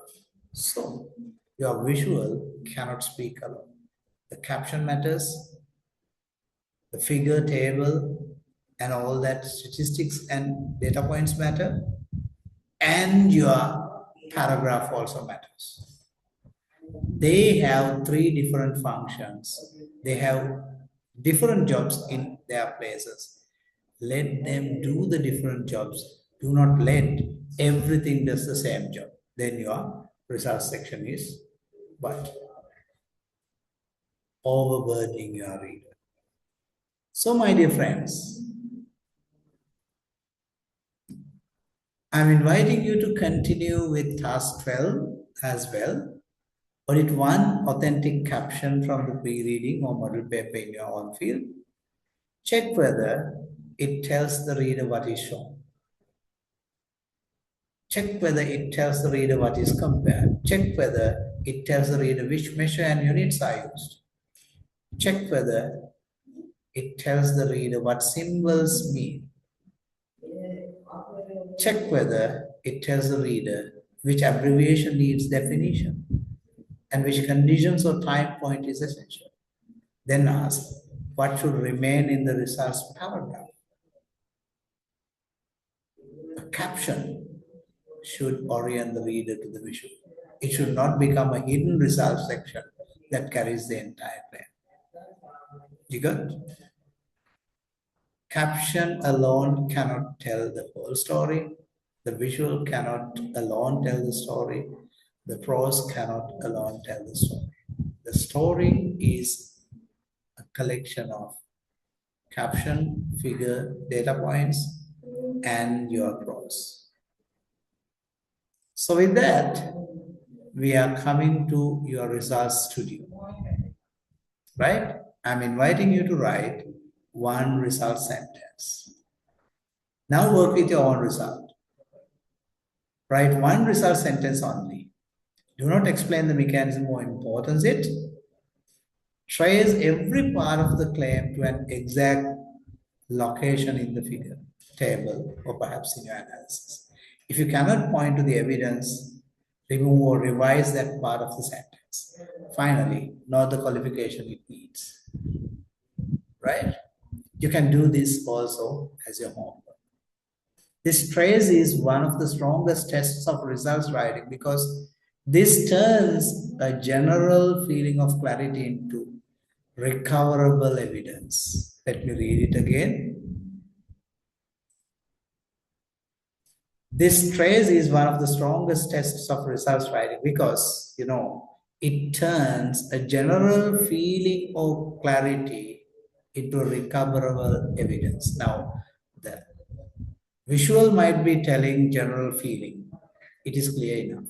But your prose and them all together as a story, actually, it adds a feeling of clarity into the recoverable evidence.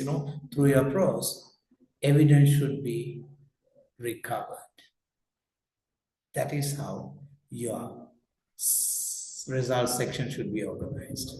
So, my dear friends, let's quickly move. Choose the most important boundary for your result. This is one of the very important points. Your results has a boundary, right? Perhaps your evidence does not establish causation, a statistical difference, practical importance, maybe generalizability, mechanism, or the degree of precision your wording should suggest. So what is it? Defining or rather indicating the boundary of your results is a must. Then I'm inviting you to complete the sentence. The claim I deliberately will not make is, yes, you can do it on your own. This statement is a statement of research control. What it tells, good writer knows what the evidence does not entitle them to say. Evidence entitles you to tell something, but there are things that the evidence does not entitle you to say. You should not tell them. All right. Let us move quickly. Now, this is the biggest task of the day, right? You take what? Worksheet task 16 to 18. Now you have 20 minutes for this on your own, not during the class time, right? First, decide whether a figure or table is a better carrier. Out of the four figures we have, out of the four papers we choose. Second, draft or revise the caption so the visual can be better interpreted. Third, write a results commentary of about 150 to 200 words. This can be actually applied into your own writing as well, on results section as well. Make one coherent evidential point, include the main result, the necessary quantitative evidence, and the relevant qualification. Do not narrate every value. See? Stay mainly within data, observation and results. Stay within them. Within data, within your observation and results. Right? And this slide should be kept visible while you are doing the whole activity, task 16 to 18. And with that, I'm leaving that for your homework. I'm moving quickly to bit of a language support. Language support comes in the last, right? Well, if you become stuck somewhere, use the functions as support. Reference the visual. Right? Direct the reader to the figure or table. Then state the main pattern. All right. Then quantify it with the evidence your discipline expects. Then qualify it with certainty, uncertainty, variation, and exception. Then stop before you explain why it happened or why it matters. This is the formula we were talking overnight. These are functions, not a sentence template. Your discipline and evidence should decide the order and emphasis. So, my dear friends, result section is taken separately to convince you these three aspects. I want you to look at, yes.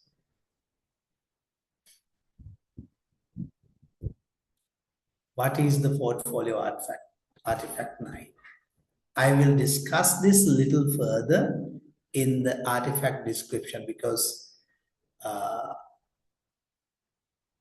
I know that you all are tired and we could not permit you to do every task with the class time. I gave you the description and I wish that you'll be doing it. Portfolio artifact 9 is one coherent research artifact, not a practice page. All right.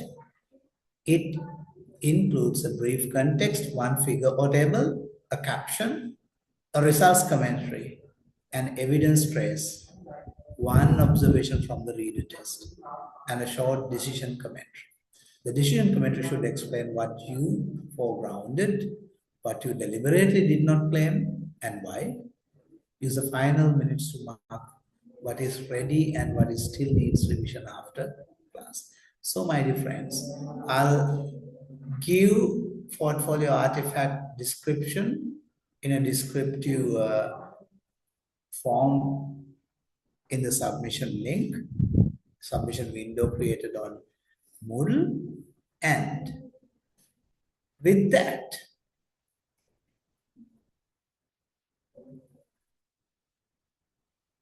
I'm inviting you to use this self-check before you submit it. But before that, before I wind up, before half an hour of the time, let me ask, do you need, or rather, do you have anything to question from me? I know that you have a lot. That's why I'm giving you this time to solve those issues. You can use the chat if you like, or else you can simply ask it unmuting your mic. This is a checklist before you submit the portfolio artifact 9. Don't worry about artifact 9 yet because only 8 of you have submitted artifact 8. You can work on that for 4 days. And the forthcoming Sunday, we'll be meeting. But after that, we'll have a whole week's break within which you can complete portfolio artifact 9 and 10. Any questions, my dear friends? You want to clear? I know that it's a hectic time. And for me too.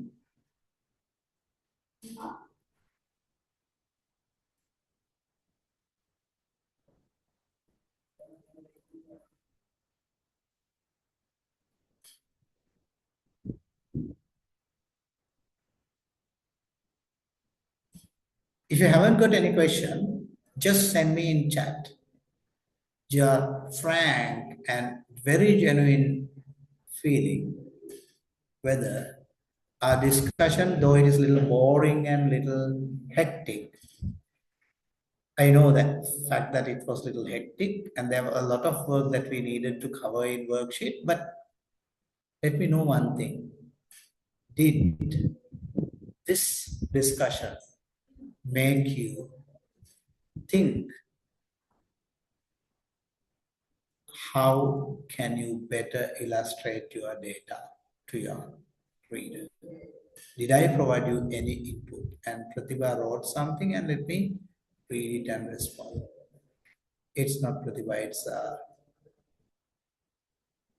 Hiruni.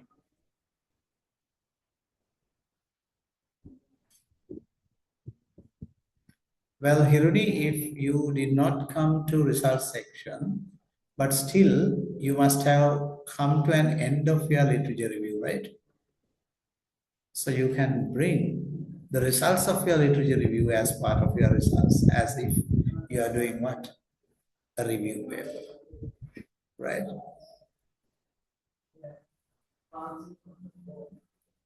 Mahesh, thank you for your remarks. Did I answer your question, Hiruni? Yes. Any other questions? Can you guys kindly put your thinking or rather your feeling onto chat? Did I make any input into how can you think differently in your results visualization session or rather in section? Did I make any change of the way you were doing it? Did I give you any good inputs or rather any input as to how you can do it? I know that you need time to revisit this session once again. It's all right. But did it make any sense? If it is not, be frank and thankful enough to say no.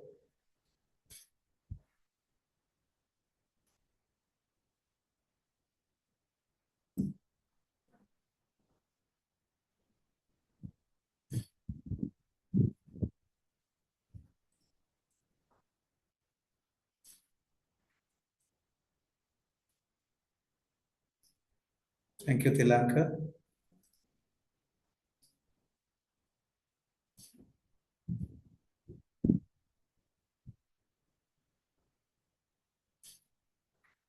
Thank you, Hiruni. Thank you, Mahesh. And with that, let me wind up exactly half an hour early. I'm inviting you to revisit the recording and do follow the worksheet and think this very seriously because this is actually divided into 2 sessions, namely results and what comes next is, what do the data show? That question is session 10. So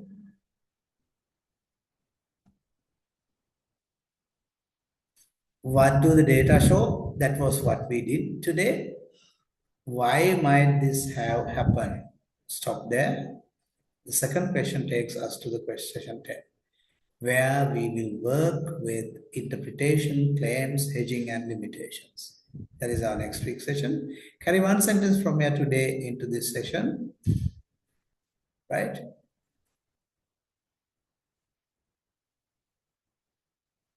We will be moving from what do the data show to what might this have happened next week. So thank you very much, my dear friends, for tolerating me for the 9th consecutive day. You only have 5 more sessions to tolerate me. And thereafter, you don't need to even look at me or listen to me. You can carry on your work with whatever the things we have discussed, or in a way that you feel comfortable yourself. Thank you very much this night. Good night, my dear friends. Looking forward to see you on Sunday morning. Thank you very much. Thank you.